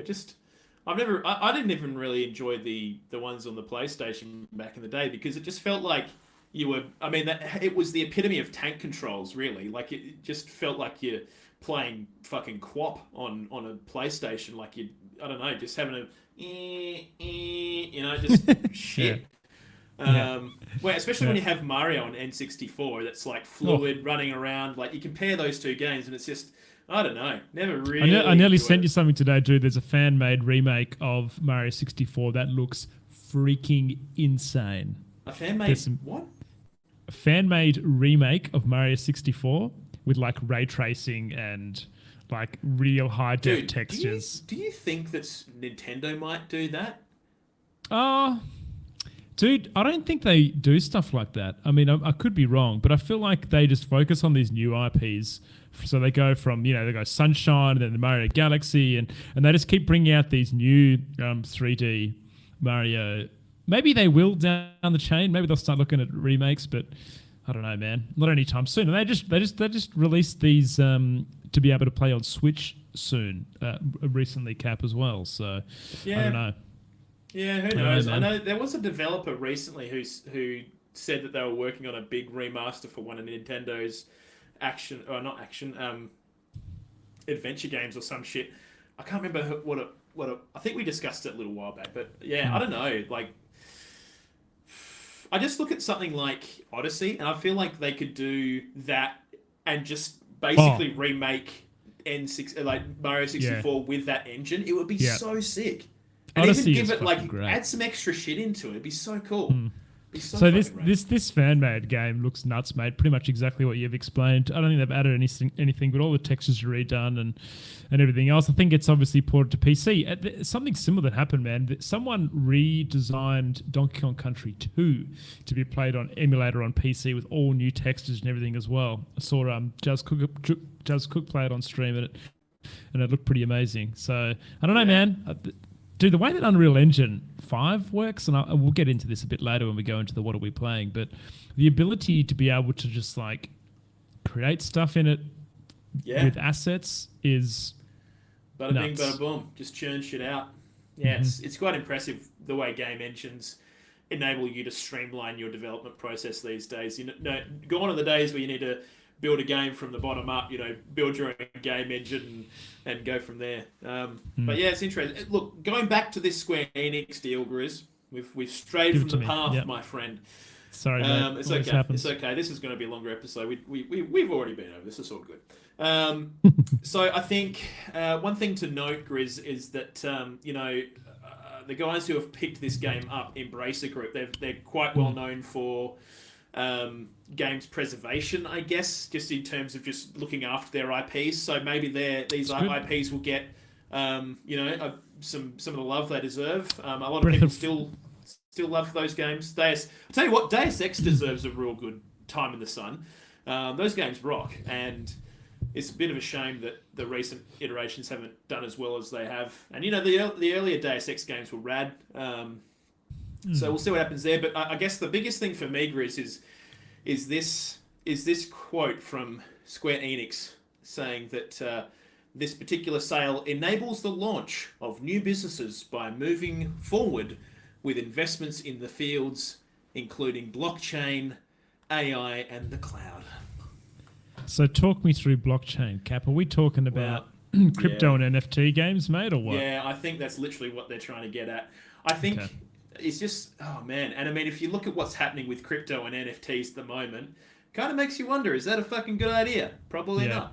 So, mate, that whole industry is so stable. I put a tweet out the other day, but NFTs have literally disappeared from my Twitter feed. Yeah, and thank fuck. I hate them. Yeah. I hate NFTs and I hate crypto. And I don't know whether it was because I blocked a bunch of people or whether it was because I think the NFT market has shit the bed. Well, yeah, I mean, everything is shit in the bed in terms of the blockchain. Like, just look at the market as a whole. Like at the moment, like the big one's that Luna coin that went from $100 to like 0.00002. Did I tell you what happened there? Did you hear about this? I think you might have bought some, didn't you? Yeah, Barry messaged me. He's like, Grizz, this fucking coin, mate, like it's hit rock bottom. It can only go up, and then I put like $25 in it, and it just goes from like $10 down to 0.000. Well, do you know what the interesting thing, dude, is like they go on about how the market for these things are well regulated and it's on the blockchain and blah blah blah, and then they go and mint all these extra coins to try and fix the market, and it's just like, well, that's not how fucking finance and shit works. You don't just make more coins because your coin's doing shit. Like, it's just bizarre. The Australian dollar shits the bed, Cap. Let's just go and make some dingo let's dollars. Let's go and print a million extra dollars and funnel it back in. But yeah, I don't know. Anyways, off fucking crypto. So yeah, they're basically edging towards implementing crypto stuff into their games. I dreadfully hope that doesn't mean Final Fantasy Online suffers from a bit of this. But we'll see what happens. I think for a lot of companies of this size, Grizz, crypto and NFT stuff is in people's eyes because that's just what CEOs and shit do these days. They go and buy NFT monkeys and fucking make it their profile pictures, and all these board members are just that's the fucking shit people are talking about, and they think it's so new world and startup techie, and it's really fucking cool and it's making money. But in real fact, it's these non-fungible tokens and stuff. They're purely fungible and they're merely a token, and they fucking mean fuck all. And that is what is happening right now, Grizz. You know what's real funny, right? You know what's real funny? I got into a conversation with Pandy the other night, and it was like, yeah, we couldn't get Dad out on the farm because we can't pay cash and we couldn't dodge it. And I was like, mate, just fucking go buy some NFTs, mate, and give them to him. They're non-traceable. You can go and sell them later. It's like, that is exactly what fucking people do with NFTs, mate. Yeah. They want a way that's non-traceable to pay someone something, and they just go buy a bunch of pictures and say, here you go, mate, go sell them. Yeah. Off you go. Yeah. What a weird, chaotic world we live in, Grizz, where we have crypto and NFT stuff. Not for me. It's not. Definitely not for the faint-hearted. That's for fucking sure. But yeah. Anyways, moving along, Grizzly. I think we've almost made our way out of the main topic. So, holy mackerel. What are we at? I think we're almost at an hour and a bit. So we're going all right for time. So the next thing we wanted to chat about, Grizz, is what we've been playing this week, mate. I reckon we might actually start with you. I'm first on the list, but we'll start with you, mate. You go first. Okay. Well, Cap, a few episodes ago, quite a few now, we discussed the fact that Unreal Engine had announced their Unreal Engine 5 and the ability to download that through the Epic Games Store and have game development tools right at your fingers to start playing with. And I made my decision then and there that I would download it and have a little tickle and a little bit of a play. And I posted some stuff on Twitter, and I got some very sage advice from some very knowledgeable people on there. Basically said, I think you can do it. Just start with an idea of nice and simplistic and build yourself up from there and have a go. So what am I in? I'm in like 2 weeks into playing with this thing now. Probably spent maybe 15 hours so far from the ground up. And I actually found, Cap, I'm actually not using Unreal Engine 5 because Unreal Engine 5 doesn't come with a map that you can use to make 2D games. There's essentially an option you can use in Unreal Engine 4 that kind of gives you 2D games. I essentially wanted to make like a platformer where I controlled a character that can jump, can attack, can move, can run, and then I'd build like an environment around that, and I had ideas. First off, Cap, I found out, mate, that all of these stock, this is the first thing I noticed, all the stock like images and kind of the way it works with the engine I was using, it uses this thing called flipbooks, essentially. So it's like a bunch of still images that you place together like a flipbook, and it will create a running animation, almost like a GIF, and that's what you would use for your character to run. And you would have one for jumping, running, and I was actually able to apply those to my characters to get them to run. But all the free versions of these, man, are like real low poly, low quality. So it became pretty apparent pretty quick that if I wanted to make something that looked good, I was just going to have to either invest some money getting someone to create assets for me or spend some money on getting decent assets from the asset store. But loving it so far, man. Like I've been reasonably hooked. I just wish I had more time to really sink my teeth into it. I have some pretty cool ideas, mate, to make something pretty fun and interesting. Awesome. I have had a chat to Moosey, who said that he would come on board and help me create a couple of assets for it. Dude, right. So we're gonna have a little planning session and create something cool. But yeah, keep your eyes peeled. It's going to be a very simplistic 2D side scroller. I'm going to have a health mechanic. I'm going to have a kill mechanic. I'm going to have some enemies. And hopefully, if all goes well, I will have custom sprites for everything and sweet. environments. So Wow, that's there you huge. go. That's what huge, I've been doing Blizard. in my spare time, Capo. Love It's been it, mate. good. That's fucking awesome. Plus a little bit of Dota here and there with A bit of yours Dota here truly. and there. Yes, exactly. nice. Yep. What Oh, about that's you, awesome, mate? mate. I'm excited to see more. Well, look, I've been doing a bit of everything recently. I think, look, I've been continuing my foray into Final Fantasy Online. I've made it out of that chunk of content that was like that weird fillery bit between the vanilla game and the expansion, and it was just this swath of quest line that just took forever. It was okay. It wasn't that it was boring. It just fucking didn't end. And eventually it did end. So I've made my way through that. Thank God. I'm into Heavenswood, which is the first expansion. Has it been worth it, Cap? Are you enjoying the new content, mate? The DLC for the most part, stuff? it's not too bad. I think I still prefer World of Warcraft by far. Do you? Yeah, right. Yeah, Okay. yeah, I do. I really do. I think I just prefer the setup of that game over Final Fantasy. But I will preface this with, I have not experienced enough of the game to really stack it up. There's so much of that game that I'm still slowly experiencing, and I'm kind of just like, you know, as I experience little things, like I'm a sucker for fishing mini games, right? And the fishing in that game is fucking sick. It is radical. They've got this book full of fucking fish you can catch, and you can't see any of the fish, and you slowly catch all these. Is that bits and right, pieces. dude? I want to play it just for the fishing. Holy shit! Honestly, you can literally just be a fisherman if you want to. That's Is kind that of right? Yeah, you absolutely can. Just ignore everything else and just be a fisherman. But Dang. it's actually quite rad how they implement the fishing. Like you can even do this thing where you go out on this boat with other players and you just go out on a fucking fishing trip with people, and it's just fucking cool.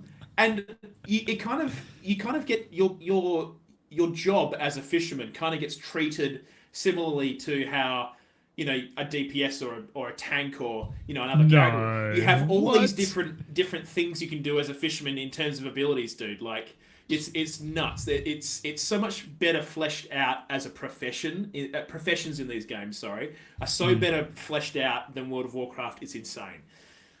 I wonder if World of Warcraft are taking notes here, Cap. Well, you would think they'd have to, dude. And I know that obviously the what's their new dragon fucking expansion called? I can't remember.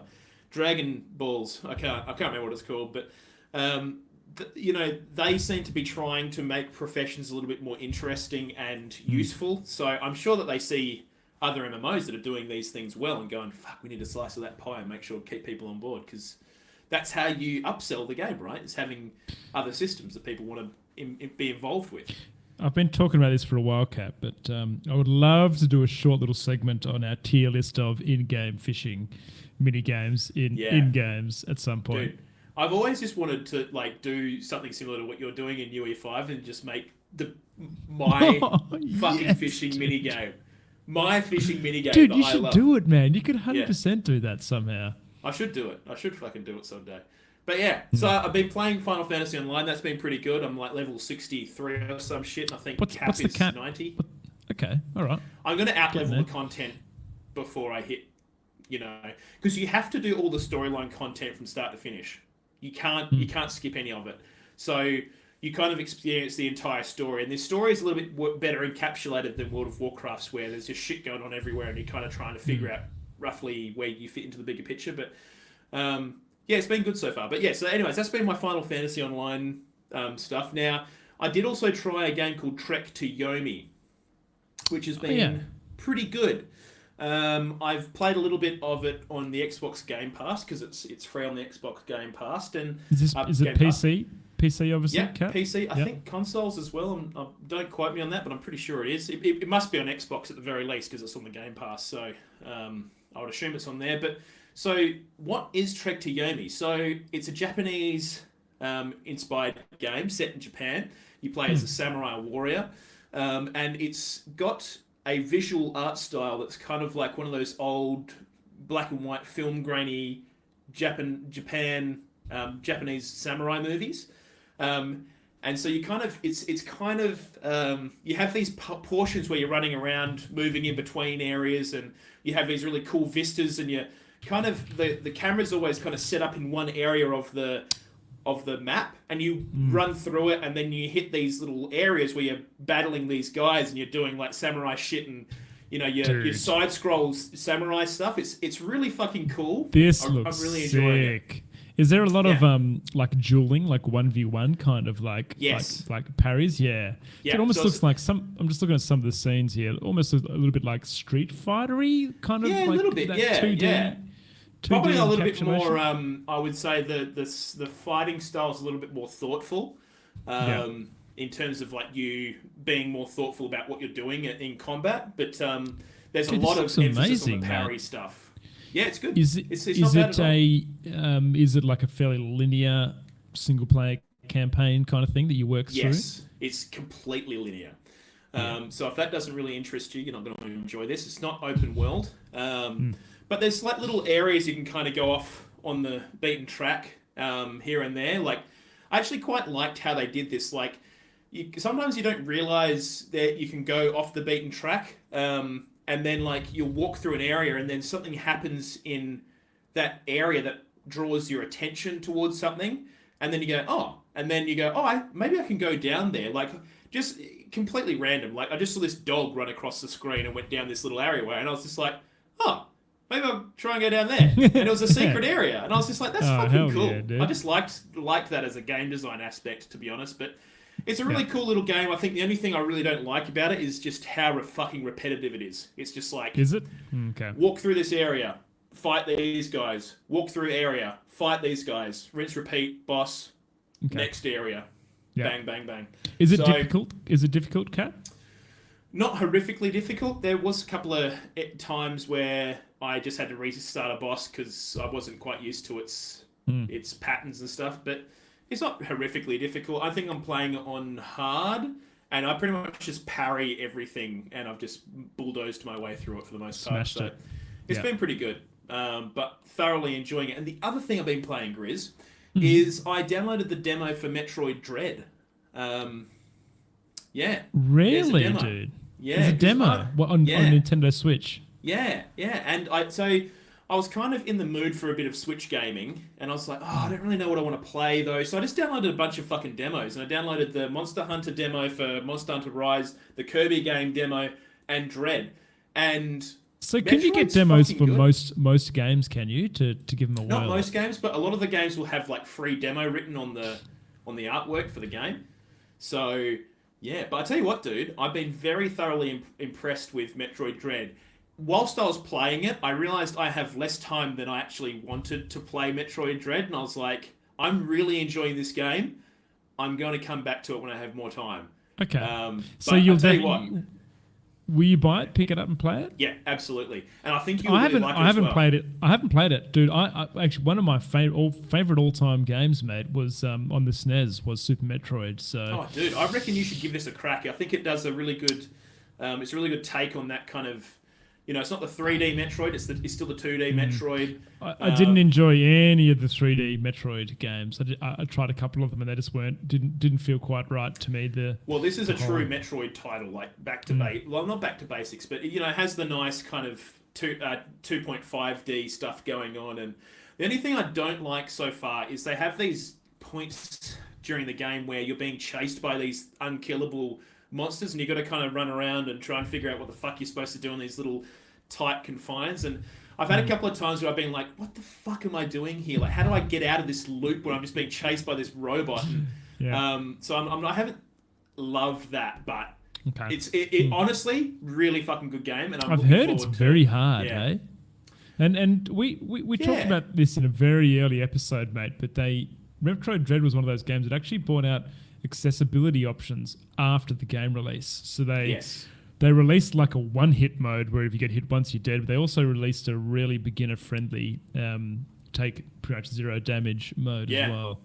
Well, I've just been playing it on regular for the demo, and like if you get caught by one of these special robots, you basically have like a split second to hit like a parry. It's like a parry thing. If you do, you survive and you keep running. If you don't, you die.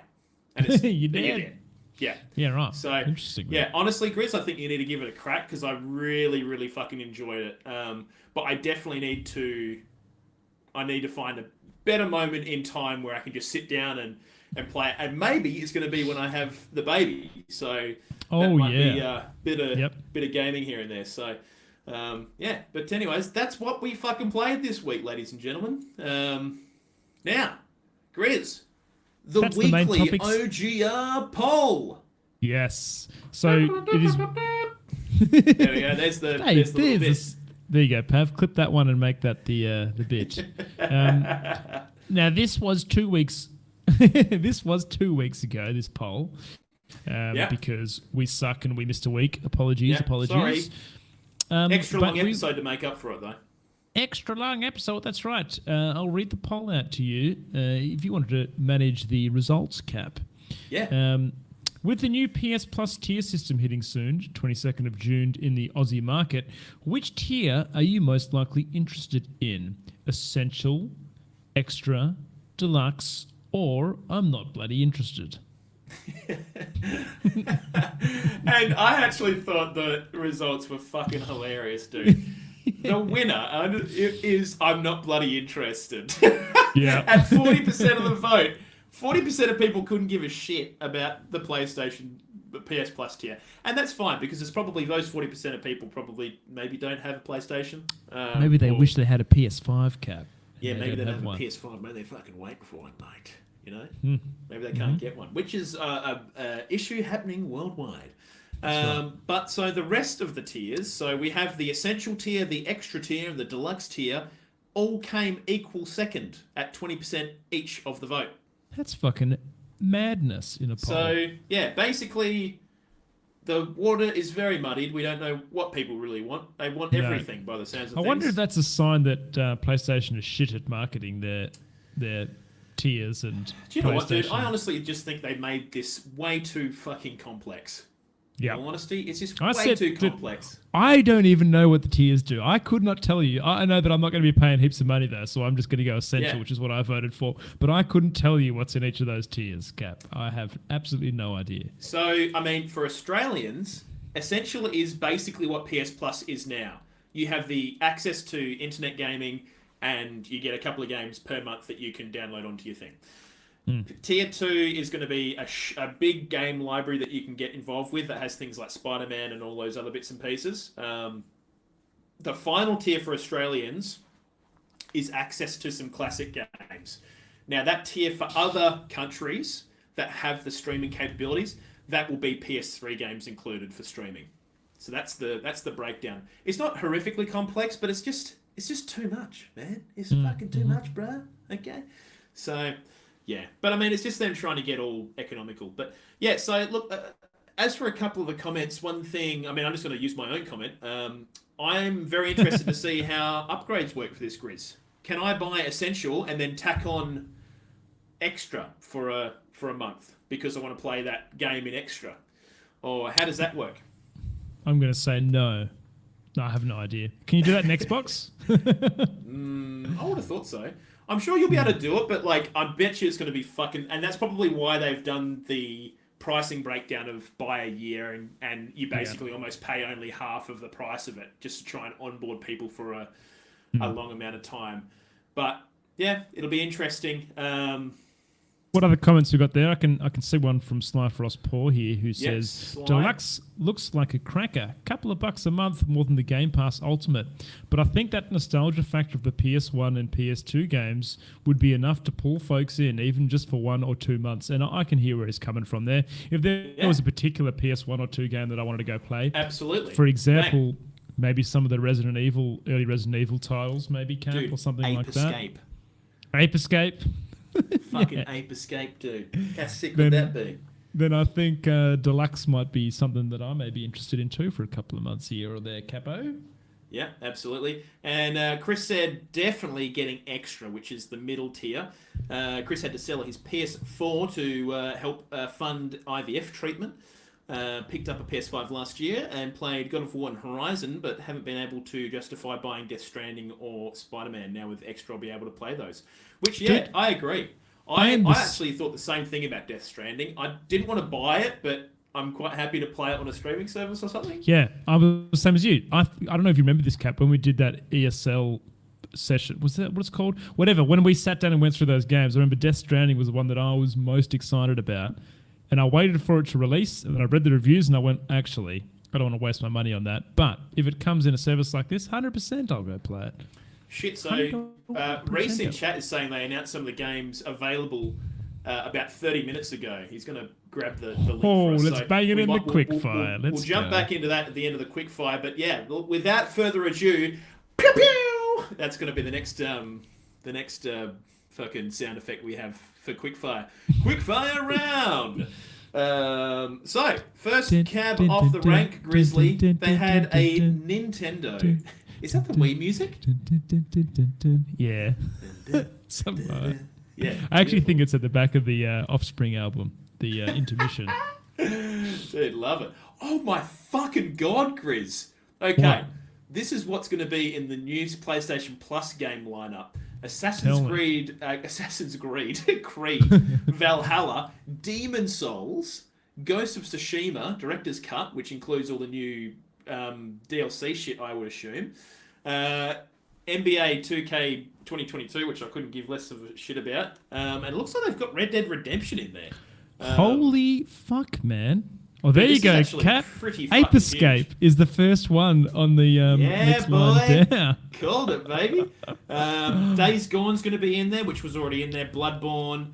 What else we got in here? God of War, which we already kind of knew about. Medieval, Returnal, Resogun, Shadow of the Colossus, The Last Guardian, Last of Us Remastered, and Left Behind. The Uncharted collection. Bloodborne is huge for people that want to get into the old after playing Elden Ring on the PlayStation in there, mate. Yeah. Oh, so many good there, son. So many good ones. Lots of third-party partners as well. Assassin's Creed Valhalla, as we said.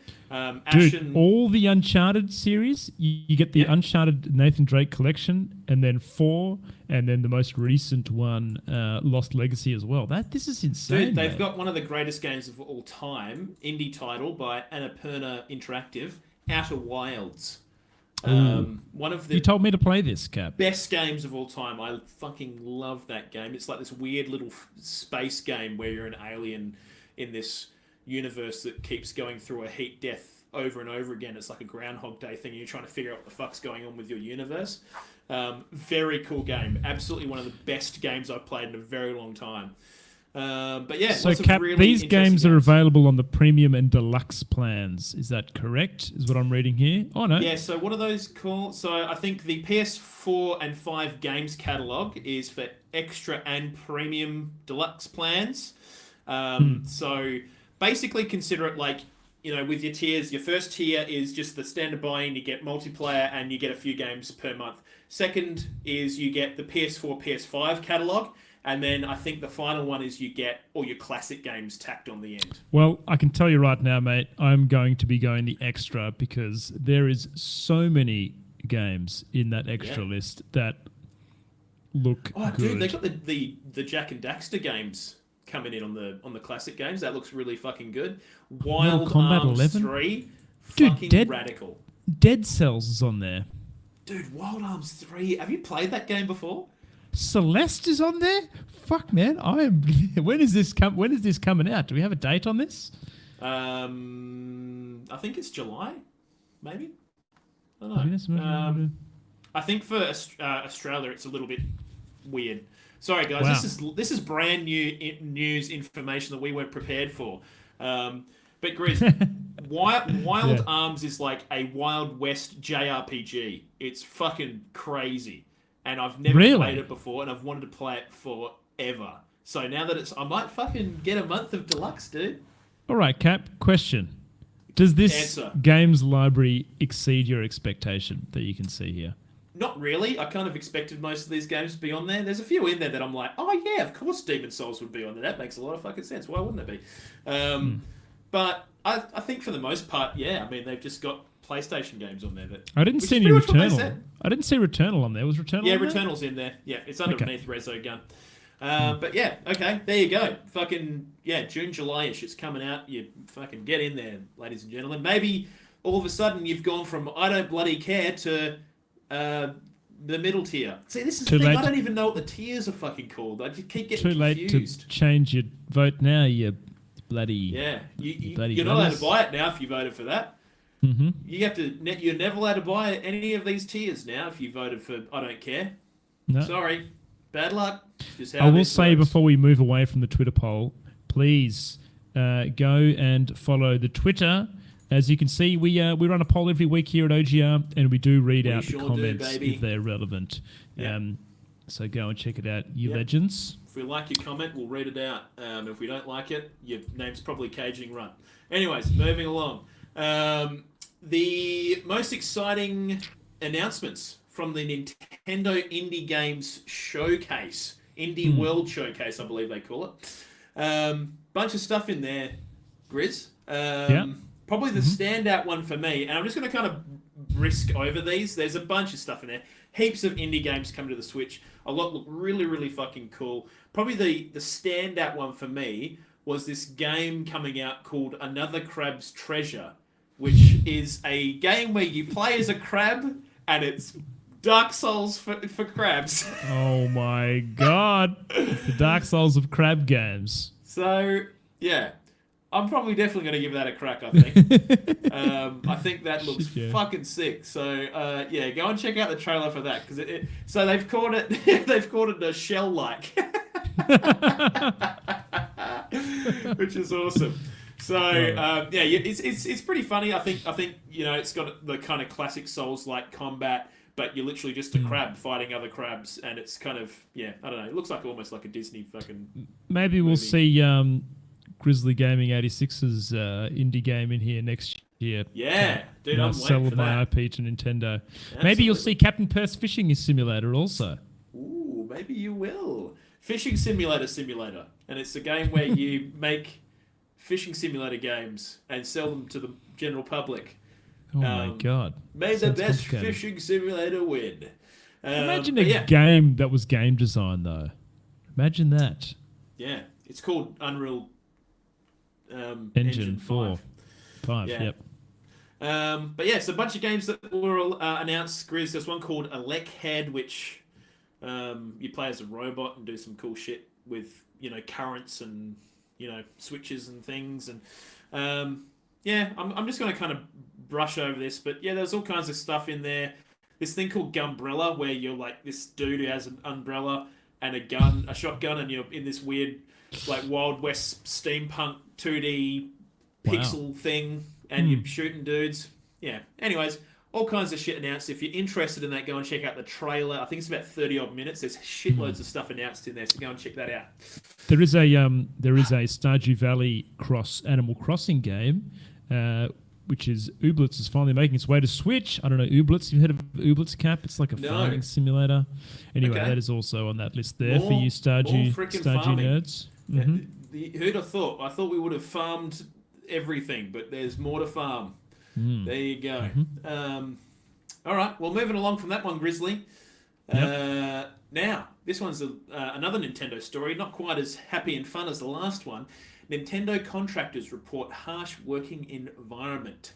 Sources alleged Mario Maker maintained cyclical contract work for low wages, expected overtime, and lack of benefits for contractors, which kind of fucking sucks. That surprises me a bit. I thought that Nintendo would be... I don't know, man. Like, tech companies these days, Cap, have got it pretty good. Maybe there's a difference between tech and game dev, but I thought Nintendo would be one of the good ones, to be honest. So I'm a bit surprised. I think it's a little bit different because it's Nintendo of America, and they were reportedly fired after mentioning unionization during a meeting, and I believe they were a contractor at the time. Basically, I just think it's an American thing where they were using contractors to help flesh out their game dev team, and they got nowhere near the amount of benefits that a regular employee did. And I feel that, dude. People are just speaking out about it and just saying, this fucking sucks. We are working just as hard, doing just the same hours, and we get none of the same working conditions. So a contractor for Nintendo America, I mean contractors in general, right? It's just so people are aware. So you've signed a full-time contract and you're an employee for somewhere. A contractor literally is Nintendo could have been bringing someone from a consulting firm in and paying them money to do a particular job. So while they're under the Nintendo banner, they're probably from somewhere else, right, Cap? Is that how you would explain it? Yeah, essentially. Yeah. But, yeah, I think that's 100% correctamundo. But I mean, in America, things like, and I mean, we have American listeners here who'd probably be able to weigh in on this better than us, but I'm sure that a lot of the things that they're sort of suggesting, like lack of benefits. So, you know, healthcare in America is really different to other places around the world. Like, you need to get health insurance and all this other stuff, and a lot of employers will buy that for you. If you're a contractor, I would assume you don't have access to that. So dental, all that kind of stuff, you just don't have access to it. So, yeah, and on top of that, expected to work weird overtimes, and looks like they were getting paid pretty fucking shit. So, yeah, Nintendo, you guys were supposed to be the good guys. Freaking sorted out, How could man. you do this, you motherfuckers? So, yeah, there you go. Mario will never be the same, Cap. Mario will never be the same. What was that story about someone making people full-time from contract? Was that Blizzard that we heard that story from recently? Remember they had contractors, game testers that were brought on as full-time employees for a particular company recently? I can't remember what. Oh, yeah, vaguely remember something like that. Can't quite remember off the top of my head. I think it was Blizzard or Microsoft or something. Yeah, something like that. Actually, was it Nintendo? Saying in here, employees provide that, but we still have to buy it. In the chat, Honey is from the lands to the west, the northwest, maybe. I don't know how that from Maryland. So what employees provide insurance, but we still have to buy it. So I'm guessing maybe they cover a bit of that cost. I'm not quite sure how that works. I might be able to elaborate on that further. But yeah, so essentially, yeah, there's all kinds of benefits they weren't getting. And yeah, it fucking sucks. So Nintendo, pull your fucking head in. Yeah, Kazi in chat is saying you pay far less. So, which, yeah, as a contractor, I imagine that would suck balls. But yeah, all right, moving along, Grizzly. Final Fantasy 16, the next Final Fantasy iteration, which I'm quite excited for. I think the most recent trailer looked pretty freaking good. Looks like they're expecting another trailer coming soon. Now, this was a little while ago. I'm pretty sure they haven't announced any new trailers since when I put this in. And no, they haven't by the looks of things. Yeah, so producer says a new trailer is coming out soon. So if you're into Final Fantasy and you're excited for number 16, freaking strap yourself in, babe. There's going to be a trailer coming out shortly. Who knows what that means? That was a week ago. So maybe soon. Maybe we'll see it at the Xbox announcement. Who knows? That could be pretty crazy. But that would be next month. So, yeah, more on that. Keep your eyes on the airwaves and the news waves. The Summer Games Fest 2022, Grizz. The dates have been announced. It's going to be running live on June 9th. There you go. Dude, that's not far away. Few weeks, mate. Few weeks. It's not, dude. Is that right? It's not at all. Now, just to give you an idea of how cool this fucking event is, Grizz, the original Summer Games Fest of last year, so 2021, they released the Elden Ring trailer there, the gameplay trailer. Oh, okay. So that's the kind of shit that they're doing at these things, right? So, you know, they announced some other stuff like the Among Us roadmap last year. Announced the Back for Blood open beta. Tiny Tina's Wonderlands was announced there. So, you know, it's not a small we might see thing. We might see some pretty cool stuff. Anything you expect to see there, Cap? Anything that... Honestly, not off the top of my head. Like, a lot of it's probably going to be at the Xbox. Maybe... I don't know. Probably not Xbox Sony related. Yeah. So that's what I'm saying. Maybe we do see Square Enix at this. Who knows?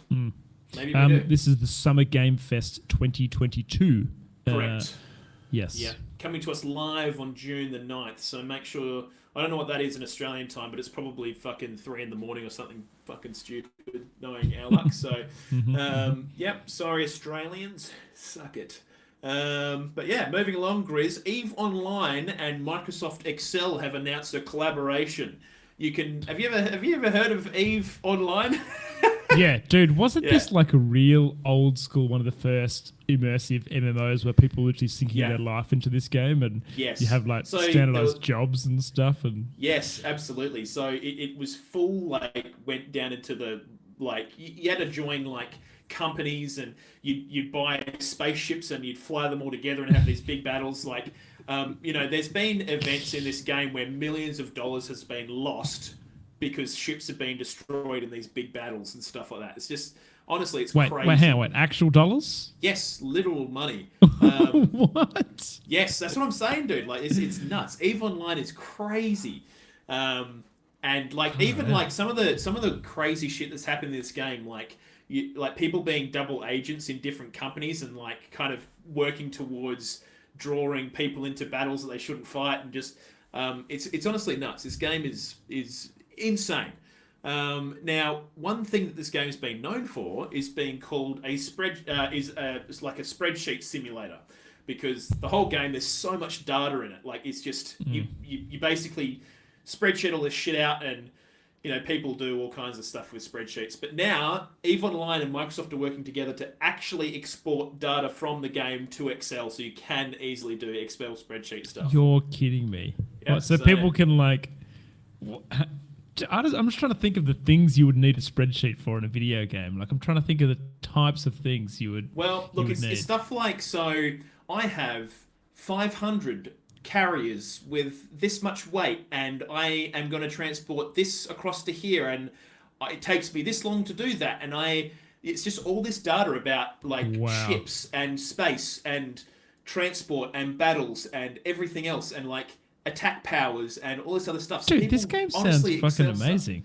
Why aren't we playing this game, Cap? Because, mate, you take one look at it, you'd think it's a fucking dog's breakfast, mate. It's I need to have a disgusting. look at it, It's What is it? it's Is not a the good-looking graphics game. good? It isn't. No, not really. No, Pav is shaking his head. And Pav is the foremost expert on gaming graphics. Pav, he's have been you to played at least 2 game dev things before. Have you played this game, Pav? I remember someone telling me about it like a decade ago, and I was like, Okay. "Oh, sounds interesting." I think I started looking into it, and I was like, "This is a goddamn mess." Like, Dude.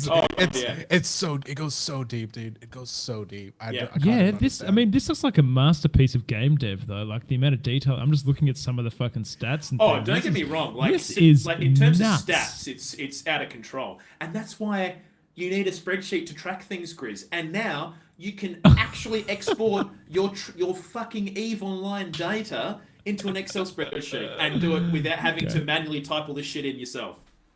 Which this is going to get some people real fucking horny, Grizz. I'm telling you right now. Yeah, Jimmy absolutely. Stubbs, he's going to come out of the woodwork. He's going to be in here in a second. He loves Spreadsheets? algebra. What?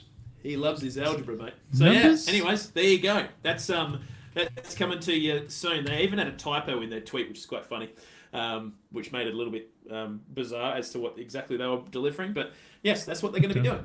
All right, moving along, Grizz. The city of New York is suing Activision, and they're indirectly targeting Bobby Kotick, the yes, the CEO. give him the fucking Give him the clamps, fucking Cap. clamps. He's an asshole. He's a mongrel. He's a bastard. What are they suing him for, Cap? What's happening? Talk me through just it. being a giant piece of shit, basically.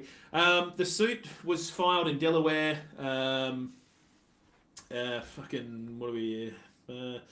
I think that it's just more of the same stuff, dude. Just, hey, you guys are being garbo. You know? You know what sucks, though, dude? Is just no matter what happens to this man, he's going to fall on his big fucking billion-dollar parachute. It's just fucking bullshit. Yeah. Unbelievable. Got a couple of bucks, mate. You can fucking pay for anything with a couple of bucks. Yeah, exactly right. Couple of bucks, big bucks. And he has some big bucks.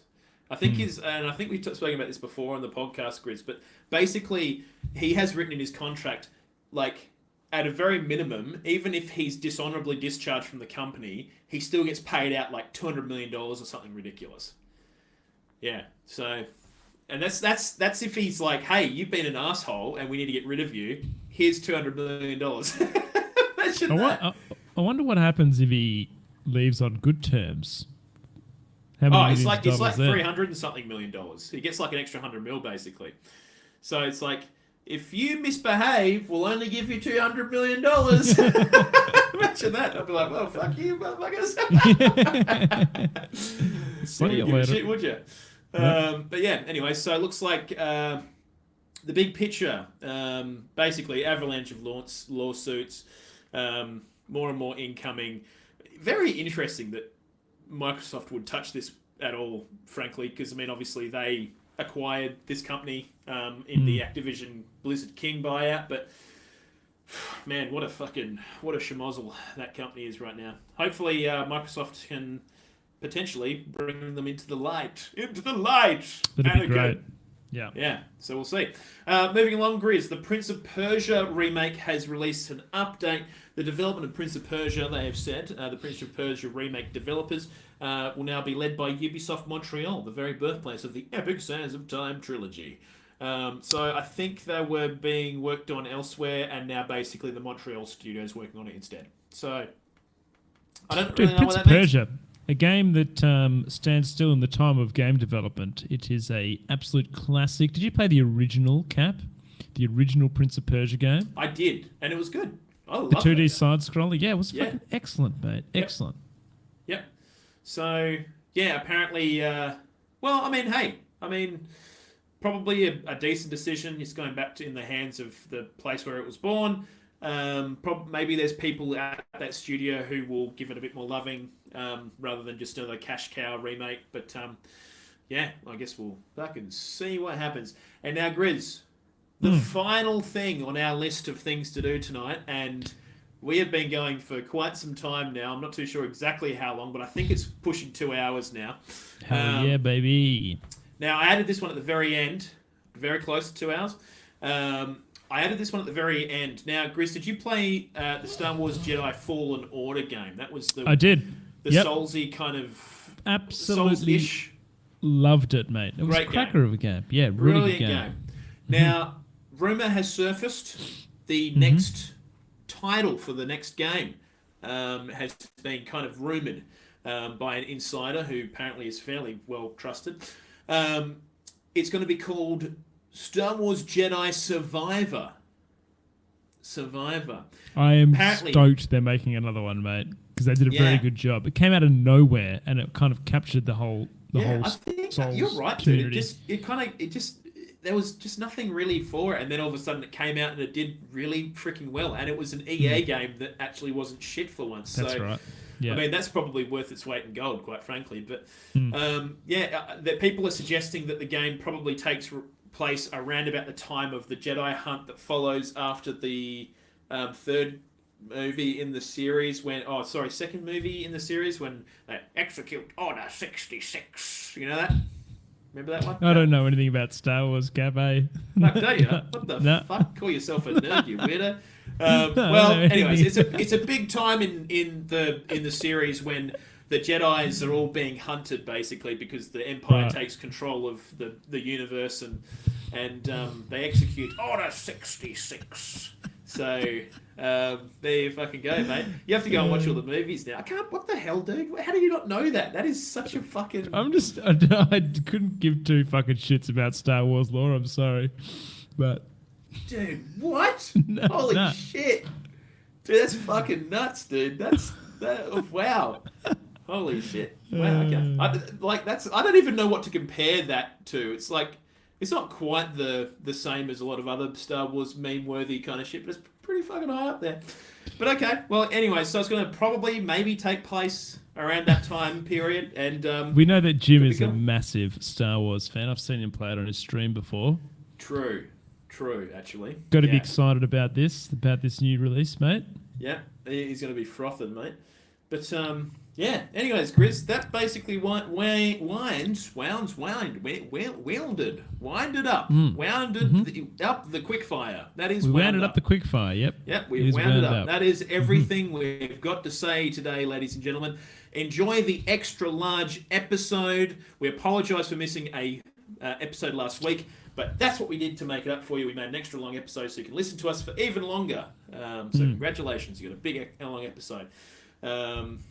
Yeah, guys, appreciate you all for being here. As always, thank you for supporting the podcast by listening, consuming the content. As always, guys, I'm going to say this every fucking podcast. Go and tell one fucking person that you know that likes gaming content and tell them to listen to this podcast and get them fucking in here, dude. Come on, get them in. So get this podcast out to the masses. So me and Grizz and Pav can retire early. That would be that would be the aim, frankly. If we could get that happening ASAP, I'm sick of working, guys. I'm over it. So if we could get this podcast huge, make me some big fucking Elon Musk dollars, I will buy Twitter off Elon Musk, and then I'll retire. All right, so we're going to be aiming for that. So go and tell your friends about the podcast. Again, we just want to thank you again, Patreons, for supporting us financially and helping pay for our podcast bills. Appreciate that immensely.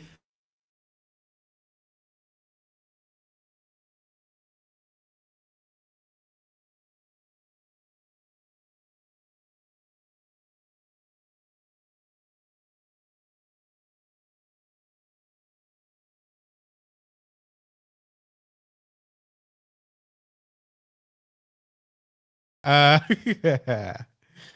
don't know what happened there. Hello?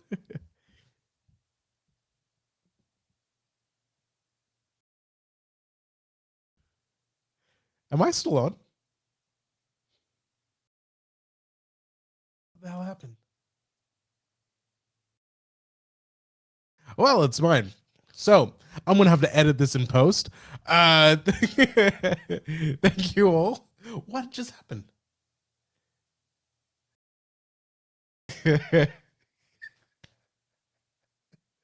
No. What the hell just happened? All right.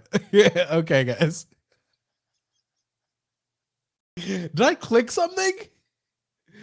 Oh no. Guys, I think I'm showing you. We're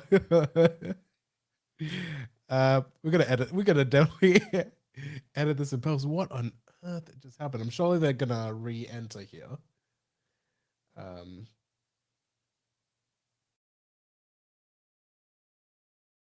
Let me quickly pull up this.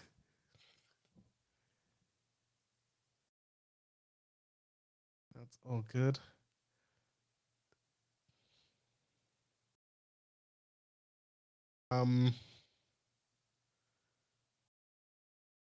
Hello?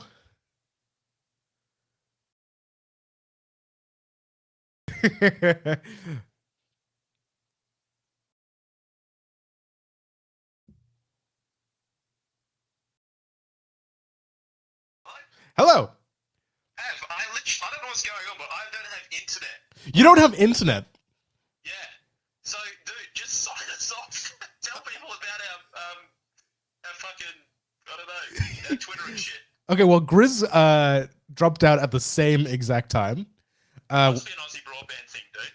Okay, we'll have to look into that. I will edit some of this out. Let's sign off. Cap, do you want to sign off right now? Well, you're on mic. Yeah, hell yeah. Guys, go and check out. Are we ready to go? Yeah, we good. We good. Let's do it. Frick yeah. We have a Discord that you can go and check out. I'm coming to you live from the phone. My internet's just disconnected. I'm pretty sure that our carrier has just died. Me and Grizz are on the same carrier. So, anyways, go and check out the Discord. I don't know where we share that, but I'm sure it's shared somewhere on our Twitter or something. Go and check out Twitter. Look up Oceanic Gaming Radio on Twitter. Follow us on Facebook and YouTube. Same shit. And if you want to support us financially, go and fucking get into the Patreon and help us out there. And we'll catch you guys next week on the Oceanic Gaming Radio podcast. Freaking appreciate you. Thanks, legends. We're gonna sign off. We will see you next time. And bye.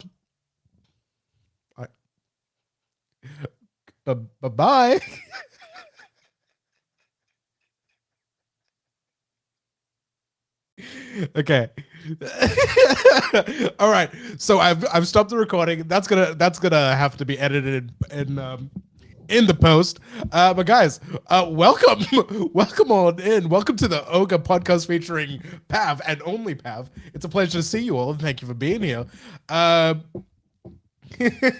Please don't edit any of it. I might have to edit a little bit. I might cut out a bit of the blank. You can have my reaction of everybody leaving. What a way to go. What a way to. Yeah, it must be an Aussie broadband thing. Oh dear. Oh, excellent. You've got zero internet. Fantastic. Well, for everyone who's been in here, Creedon, a pleasure to have you here. Welcome on in. Jimbo, good to see you. Always a pleasure. Reese, stuck around for the whole show. Great to see you. Honey, love to see you. Welcome on in. How you going? I also thought they were pranking me. No, I have no idea. I thought I fucked up. I thought I did something that broke everything. And I was like, what the fuck is up with it? Apologies if I missed anyone, but thank you all for tuning in, hanging out. I'll keep the post-show banter to a minimum tonight. Without the boys, I don't know if I'll be able to. Don't know if I'll be able to keep it going. But Kazi, how you doing, buddy? Look, honestly, I wouldn't put it past me. Not that I know what happened. Where we at now? I do want to remind you all, please jump on the Discord. It's fresh, it's new. We want to hang out with you guys in there as well. Do some community games. Probably do a few extra streams with you guys throughout the week. Would be cool. Pub quiz time. Quizzes will return. Not yet. I'm waiting till I'm in my new house. We're a few weeks away from that. We need to discuss what are we titling tonight's episode, though. Before we leave, we need to have an episode for episode 15. Have click the delete Aussie broadband button. It's not a bad title. Topic, Star Wars. Dr. Disrespected. Every time. It gets better. It's like a fine wine that gets better with age. Wait till the end. The ending will shock you.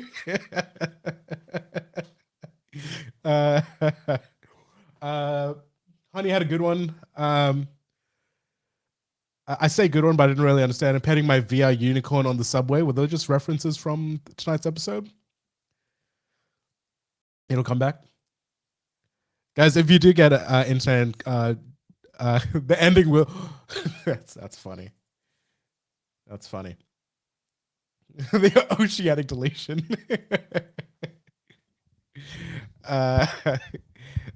Elon buys us at the end.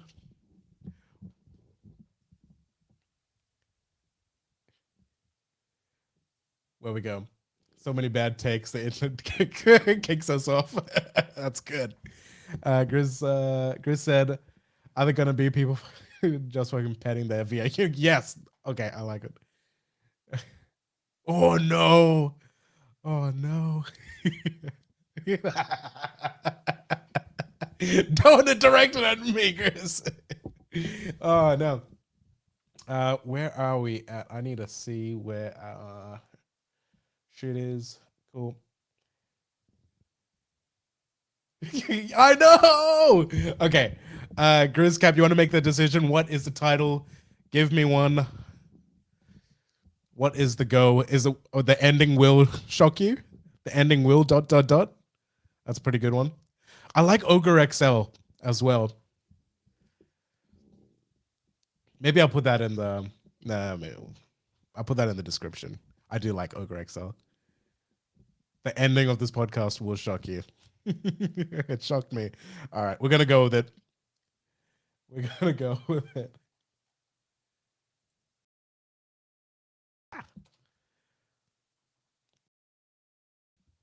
Feature length episode. Yeah, Ogre XL feature length. I like it. We went for 2 hours, just about 2 hours. Solid effort. That is the length of a feature film. Oh, solid. Yeah, no. I won't do too much. there was a lot of blanks, a lot of blank spaces. There is the only thing. I might just shorten those. Tis a Marvel movie complete with the ending stinger, right? The after credits. Dude, I don't know what else. Oh no. Okay, that's gonna be it. We've got our title. We've got our show. what a delight. Jump onto the socials, please, guys. I would absolutely appreciate it. Check it out. Stay tuned to all the places. We update mainly on Twitter, but if you could follow us on Facebook, Instagram, wherever you do the things. Our Patreon there as well. If you'd like to support us, it would be sick. And lastly, another reminder: jump on that Discord if you can, and if you do use Discord, it is the best way to get the quickest alerts for when we are live, especially if we do any impromptu weekly streams, which we are planning to do very soon. Yeah, that's gonna be it. I'm gonna take us out. We'll see you next time. We'll see you next week around 7 o'clock. We'll be live once again Monday night. Bye bye. I don't know where my buttons are. Here it is. Okay, bye.